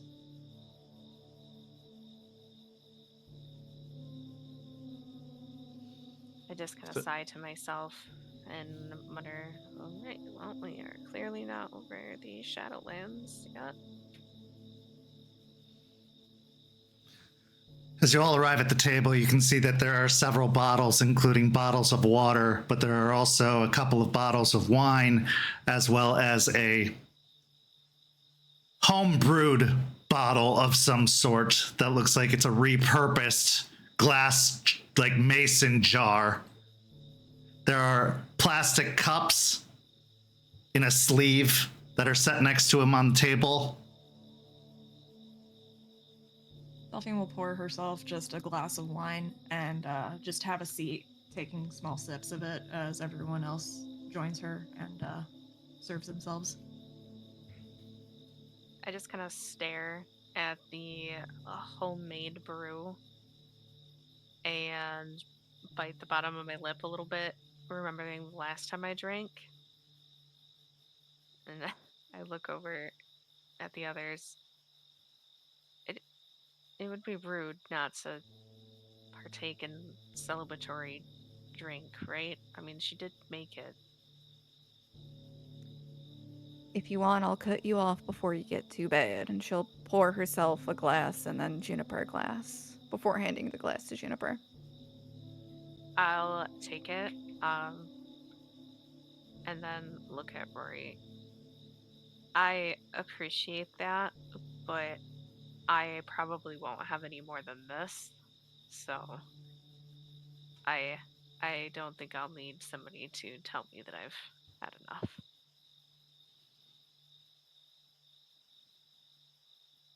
Fair enough. I mean, I'll be surprised if you can take one cup, to be honest. I mean, if it is what she's really saying it is. I mean, Are you issuing her a challenge?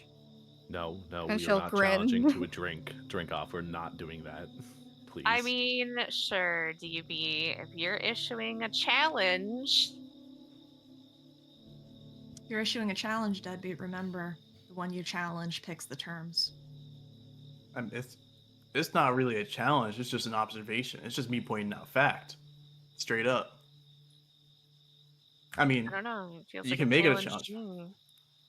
I don't know if you feel so bothered by it. It's not my fault, man. I mean, I was just saying. All right. I'll pour myself a cup of moonshine. I'll like as I'm walking, I'll walk by Juniper, kind of like get a little, not like a punch, but like a little hit on the arm, like laughing as I'll walk over to like get somewhere to sit. I will kind of lean over to Rory and murmur, was that his attempt at camaraderie? Yeah, he's still learning himself. You two will get the hang of it, though. And she'll take a swig of her drink. I will also take a swig of my drink. I will walk over to the homemade moonshine and also pour myself a bit of that. But before everyone starts getting a little bit too into their drinks, which might make the situation worse with what I'm about to bring up, is Stakes standing around? She's nearby, yeah. She has a can of beer in her hand. I will look over at Stakes and kind of motion her over to like join a little bit closer to the group. She walks over and hops up on the table and sits cross-legged on top of it.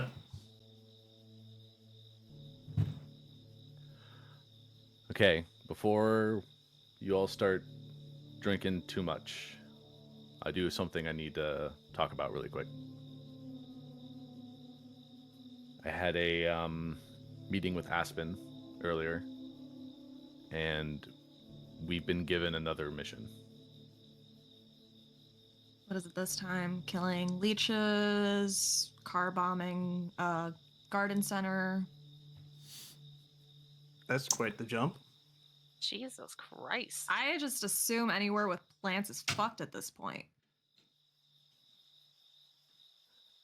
I will look down at my cup really quick, look back at it, and I'll take like a big drink of mine before continuing. I'll just cut to the chase. You all might not like this mission, but this is the mission that we've been given. We've been instructed to go help facilitate a trade deal for cold iron, because I guess that is what the solution has been found for the plant problem. They don't have enough down here, so we need to procure a trade deal with a Sept that does. The Sept that has the mine, that has the abundance of cold iron that we need. We gotta go back to hell. Can we just not? I just look over at a Deadbeat and Delphine and just take a very large sip of my drink. And I just don't say anything. I'm just looking at the both of them. Delphine's grip on her plastic cup gets a little tight. You hear a little bit of the crack of plastic, like that nice red Solo cup crackle. And she'll just look at Ray, deadpanned. Just one flaw in that mission. Me and Deadbeat were exiled, so we can't go. Thank God. Rory, hearing the little crackle, is just gonna instantly grab another one and slip it over the now cracked one, so we're not making a mess, and just continue to listen before giving her input.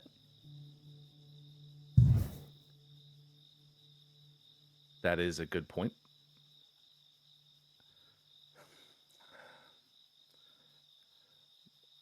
Aspen was saying that us as a whole pack should go.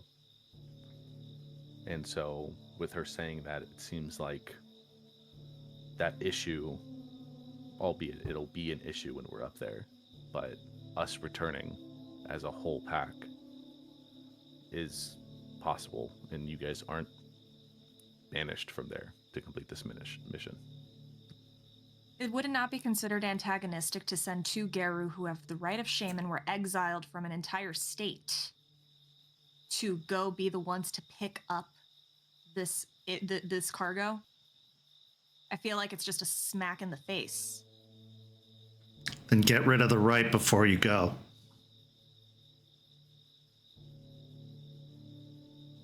Aspen didn't say that this is something we have to go tomorrow. I mean, this mission is important. We have to do it as quickly as we can, but we have a little bit of time. It's not like we're going to be running there immediately after this, right? After we're done celebrating. Do we know, has anybody said anything to you, Delphine or Deadbeat, on how to get rid of it at this point, or? Nah, no one said anything to me yet. I mean, I know back in when we first made it, they said something about it being impressing the new people or whatever, the new leadership. And I mean, I thought I did that. I don't know. I think I did some pretty cool shit, but I guess I haven't got there yet. I inquired about it, but there's still some work to be done. Do you think that that work's going to take a super long time? Or is this something that you can try to accomplish before we go? There's no timeline on it. Is this for both of us or just you? Both. Fuck, why didn't they tell me then? I don't have any idea why they didn't tell you, man. Maybe you haven't asked. Have you asked anyone? I don't see how that's relevant, but I'm just saying, I feel like they should have told me. Maybe ask, because that's what I did. I actually had a sit down with Charles and asked if we are getting any closer to getting rid of our shame. And there's still a little bit ways to go. Is it something that we can help you guys with?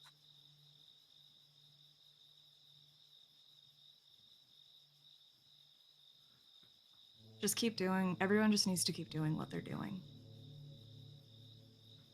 I think you know what needs to be done, DB. I think it literally knocked on your door. Get your house in order. Rat told you as much. Okay, hold on.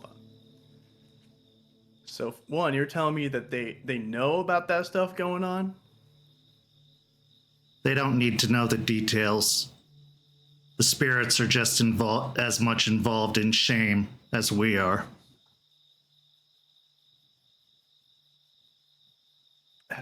God damn it, man.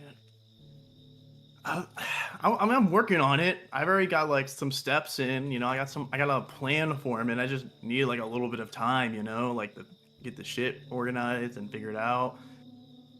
You know, like maybe next week I can get it.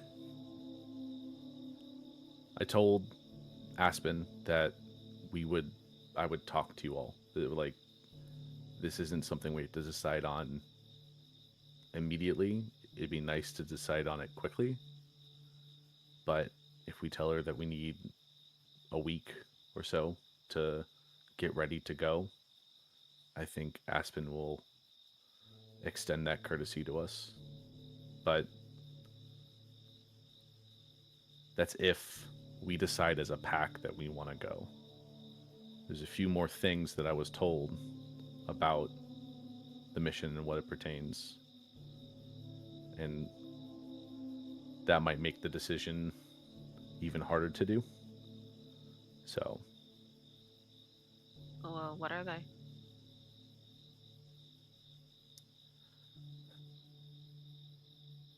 First one, and I'll look over at stakes. The deal that is currently in place was that we go up, we give them the current cure that they have limited amount down here and they have found, and bring it up to Hell, so that way they have it in case something goes wrong up there.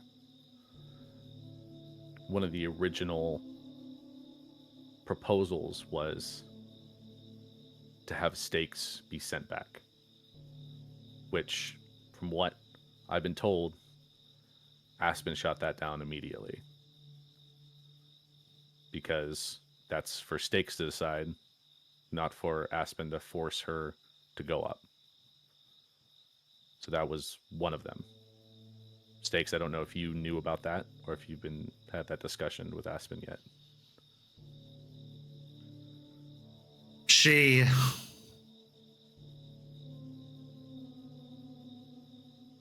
nods her head slowly.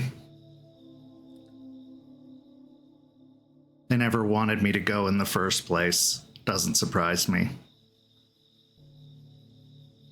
But you don't want to go back, right? You don't want to go back there with, right? She turns and stares at Juniper. Is there a reason for me to stay? I mean, aren't we like still noobs and we're still like your pups and whatever? I mean, Of course. I have like a flicker of hurt across my face before I managed to hide it. I told you all I would never abandon my pups. That still stands true. Don't ever doubt that.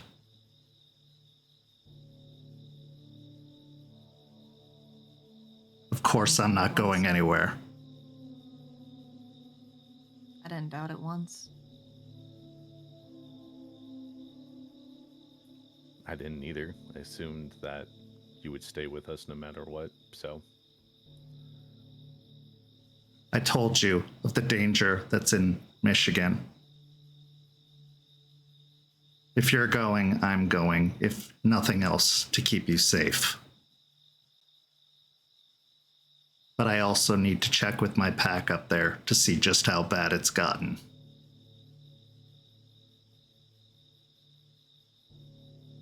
But of course, Juniper, I won't abandon you, no matter what has happened.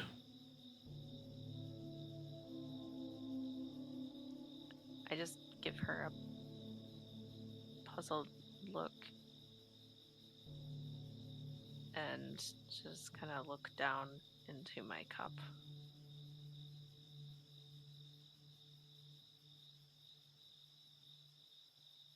So, like, was there another deal then? Because you said that deal got shot down, so I assume they made other deal or something? Or was that just the cure?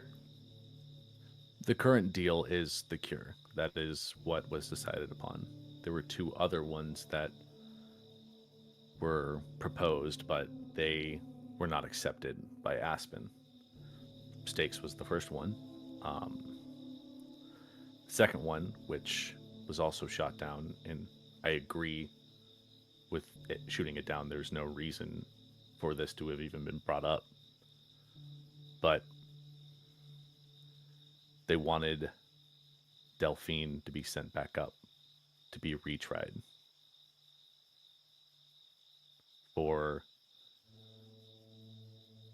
potentially corrupting the people of the Sept up in hell. Which I agree with Aspen that your guys, Delphine, your trial with DB is over and done. You've got the shame. You're working on getting rid of it. Having a retrial is completely out of the question. It's not something that, if we go up there, will even be considered. And if they push it, that's potentially will break down the deal from their end.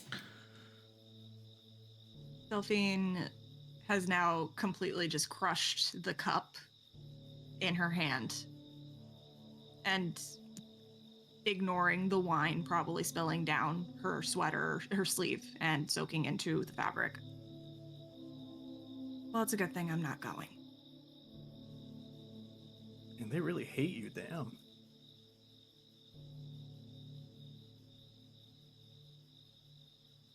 I'll look at Delphine and with an understanding look. I get that completely. I voiced to Aspen that the possibility of all of us wanting to go was low. I don't think all of us would agree to go because of the past. But if you can get rid of your shame, if you can work on that, return to them, showing them that you... So I can be baited? No. So you No. can show them that you're better now. I don't need to fucking show them anything. I've written them off, Ray. They shamed me. They called me horrible things. And they gaslit me. The wolf was there. Fenris was there. And I'm the one that was corrupting them? They're being corrupted right now from a fucking greater spirit. That's nothing but rage. I refuse to let Sean bait me because that's what's gonna happen.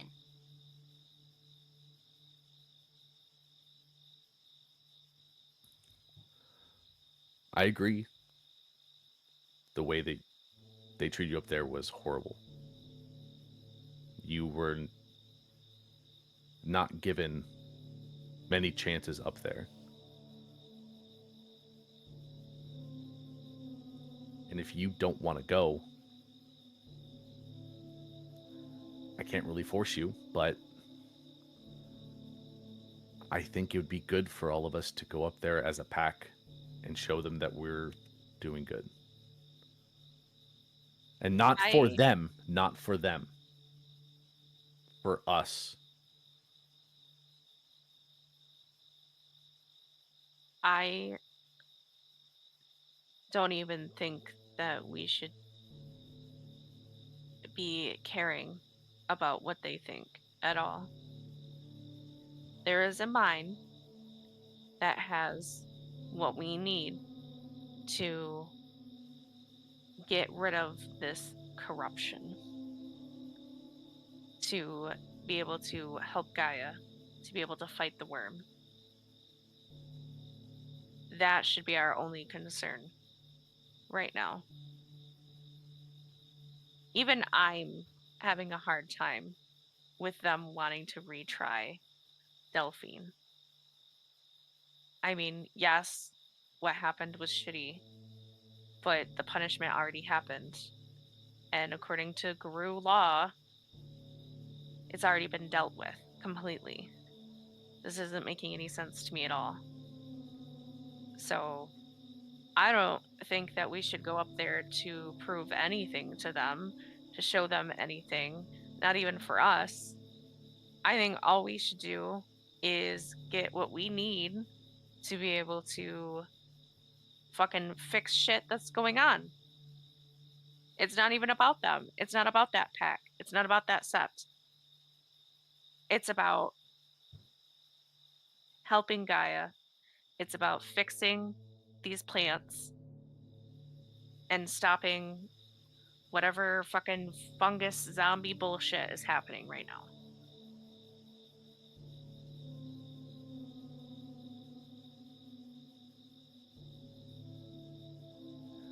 You're right. That is the most important part of this mission. We shouldn't care what they say. We shouldn't care what they think. We were given a mission. It's something we can accomplish because we know the area. We know the people there, which will help us with the deal. that's all we should think about. Because fuck them. Honestly. Let's just focus on getting this cure for the problem that we have down here and help as many people as we can.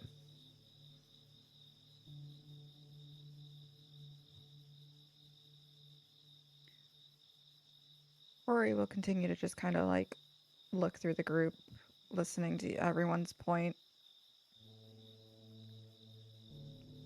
And even if they do try to bait you guys, I have proof that we're improving. Proof against their arguments and the things that they've said about us. They really want to try, and she'll hold the notebook. They can try their hardest. We're proving them wrong. I don't know, guys. I think it's really fucking weird that they're trying to hold this over our heads instead of, like, fighting to protect Gaia. The whole reason that Garou were created in the first place, having some weird petty ass squabble over a fucking, like, basically brand new Garou. It's almost like Like, this Sean's is a piece of weird. shit. Like I've been saying. They don't sound like real Garou to me. I don't know. Just my opinion. There is a big difference this time around with us going up. Before, when the trial happened and the punishment was given and we were sent down here, we were still very much at odds with each other. We can still be at odds at times while we've been down here, and we can still get on each other's nerves, and there's still issues that need to be ironed out. But when we go up there, we will have each other to protect one another. We will actually be able to work together to protect each one of us, so something like that doesn't happen.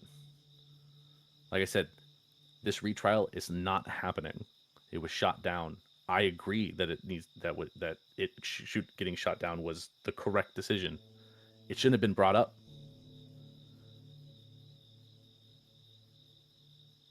So if we go, all we're going to do is complete the mission. I may have focused more on getting back at them. I may have focused too much on that, but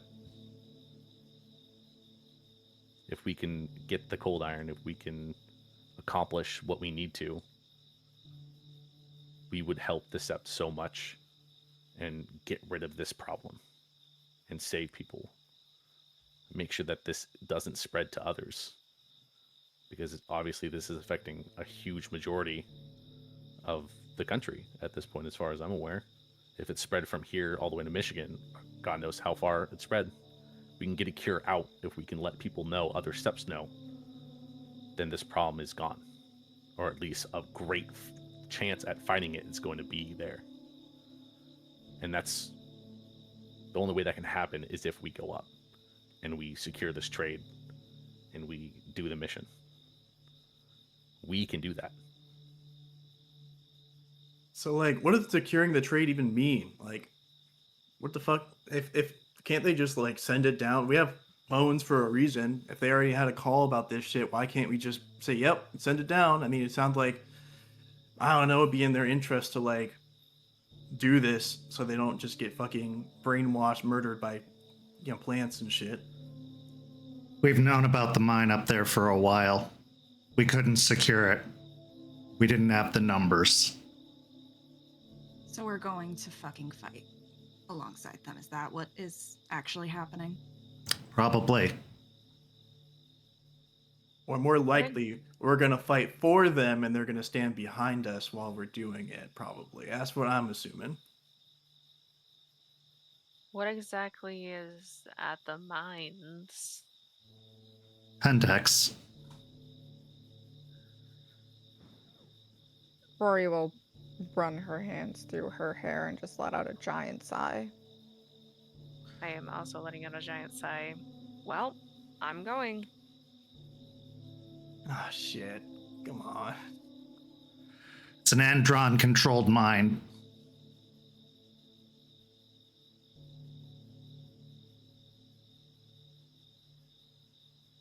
I agree with Deadbeat.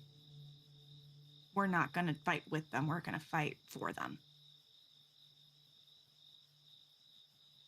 They're going to just put us up front. Well, They that's why can't. we have... They won't. No, because this is what's going to happen. They can't hold a trial, sure, but they can not step in if something bad were to happen to me or Deadbeat. They can just blatantly ignore us.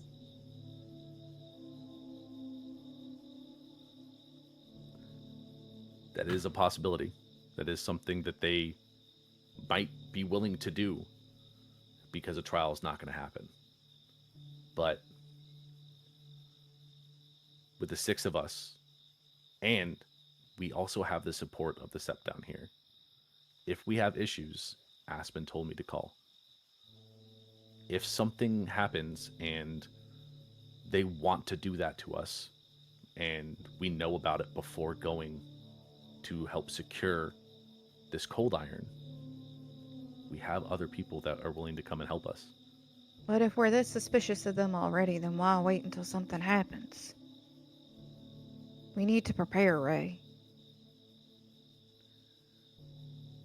I agree. And I can bring this up to Aspen when I talk to her next.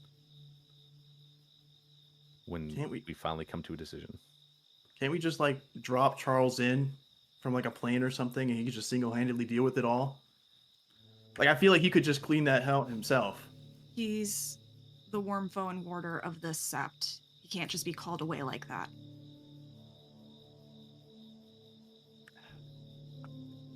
I should get a title so I don't have to get called away for stuff like that. You'd have to get rid of your shame first. Also, I'm you'd have to trying. work more. Titles mean responsibilities and work.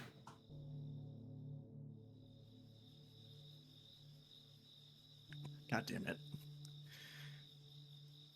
So what happens if we say no? We say no and then what? I mean, can we actually really say no? I mean, if you think, isn't like the whole point that we have to like respect what, leader whatever says and we have to do it? Except we can't say no because of everything that Juniper just stated. If we say no, we're basically signing death warrants for hundreds of humans. And Gaia. That is pretty shitty. I mean, fine. I mean, I'll go, I guess. I mean, what other option do we really have at this point? No, we were given an option. We can say no. Aspen did say that we can say no. I agree, Delphine. When you lay everything out, it's tough to say no to. But Aspen knows our deal somewhat with Hell. They know what we've gone through to some extent. They would Aspen understands if we say no. She would figure something out. Actually, can we just ask for, can we get something for doing this? Hold on. Why don't we ask for like a better place to live? Or like something actually help us do this shit? I don't know. Like there's like magical spirit stuff they can give us, right? I mean, shit, maybe they can give us a couple and then like we can go up there and actually have help. How about a place to come back to? Goddamn mistakes. I hate when you make sense. Here's the deal. I have to go, one way or another. From the sounds of this call, things aren't good up there. And they are my pack, one way or another. They were once my friends. And I know things were bad when I left. but I had to protect you. But they were my pack. And I need to at least see the state of affairs, not to mention all the reasons you mentioned. So one way or another, I will be going to broker this deal. Now, that doesn't mean you all have to go with me. And you should know me well enough to know that if it gets bad enough, I will get out of there and I will return. So whether you stay or not, I'm going. But I will come back. I can assure you of that.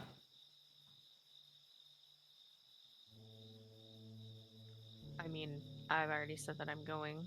I'm not going back on that now. I mean, if you're going for sure stakes, then I at least definitely got to go too. I can't let you get all the fighting for yourself, you know, all the glory for yourself.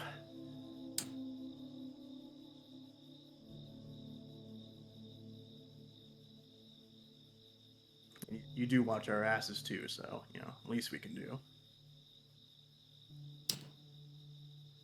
I want all of us to go, not just to go back to see hell, but I want us to go because I think that if even one of us is gone, the failure of this mission goes up. I think we work well enough together that we can accomplish this.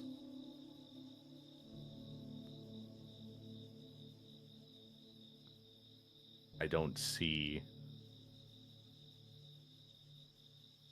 full success without everyone.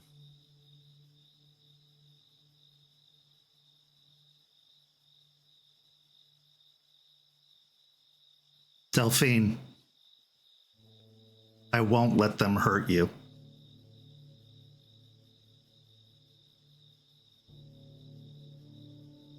I'm not staying there while we're up there. I'll stay in Pinckney, but I am not going into, I'm not setting foot in there. I'm not staying overnight. I'm not sleeping there. I am not speaking to Sean once.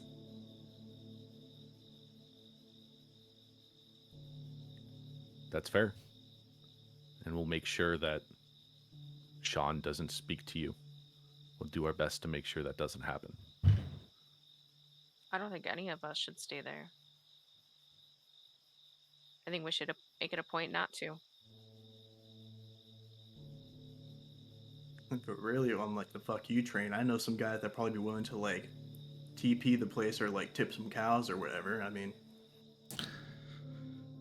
While we didn't follow the litany to the letter while we were up there, if we're going to act as emissaries, which is what we're doing, we should behave as such and be on our best behavior, which means respecting that it isn't our territory and respecting that they are elders. So no cow tipping, no toilet papering, because one offense, just one, gives them all they need.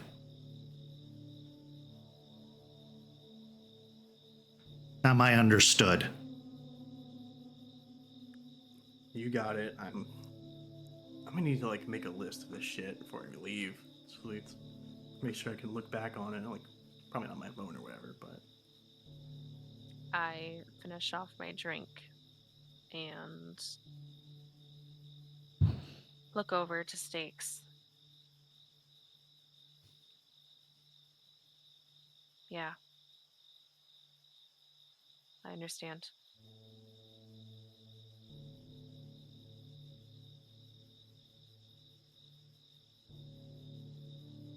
Then let's take a couple weeks, get everything in order down here. This isn't about pride. If this is our home now, then we're doing it for our home. That's all. hey, but is Rory coming?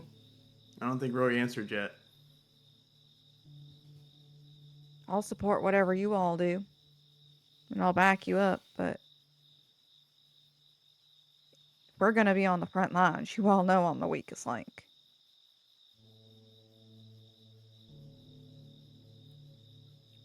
If it's Pentex who controls the mines, humans aren't that hard to fight.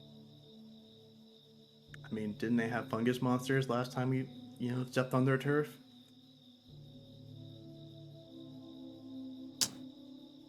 Wouldn't it be fair to assume they got it again? It's very unlikely this group will. But we're not sure. That's why we'll need to scout it out.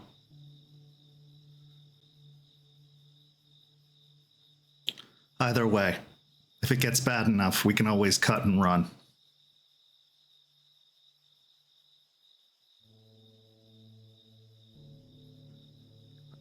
I would rather take a failed mission at this point than to have something bad happen to one of us and destroy the pack at this point.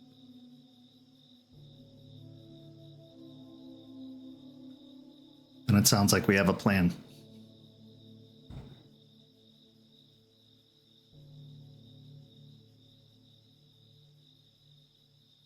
I'm hungry. I'm gonna go grab something to eat. Before I go, Juniper, can I have a minute?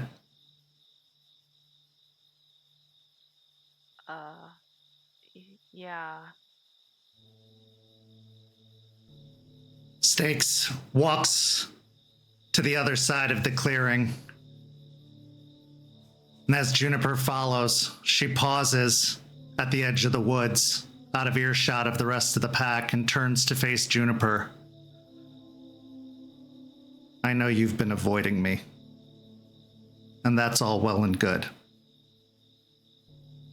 I can deal with that. But what I can't understand is why I smell blood on you. And she turns into a wolf and runs off into the woods. And that's where our session comes to a close. But not without one last scene. This scene takes us all the way up to the state of Michigan, into a very familiar bar called the Hell Saloon, where a group of Garou are gathered around a table. One, a burly man with red hair and a red beard. Another, a man with black hair and a black beard. And then a woman, very thin and muscular, wearing a sheriff's uniform. They speak in hushed tones, the bar closed for the evening. The woman asks Red, "So, what did they say?" Well, of course they said no. What did you expect? Sean, the man with the darker hair, speaks up. I haven't seen him in quite some time, and it's bothering me. Usually, he's around to give us advice. Usually, he's around to give us guidance. I was hoping if she came back, he would follow. Maybe, just maybe, we can get him to come with them.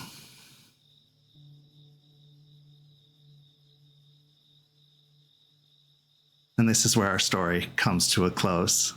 Thank you so much to these amazing players. Thank you to everybody watching at home. Go follow St. Pete by Night on all of the social media listed in the description, or come join our community by following that Discord link.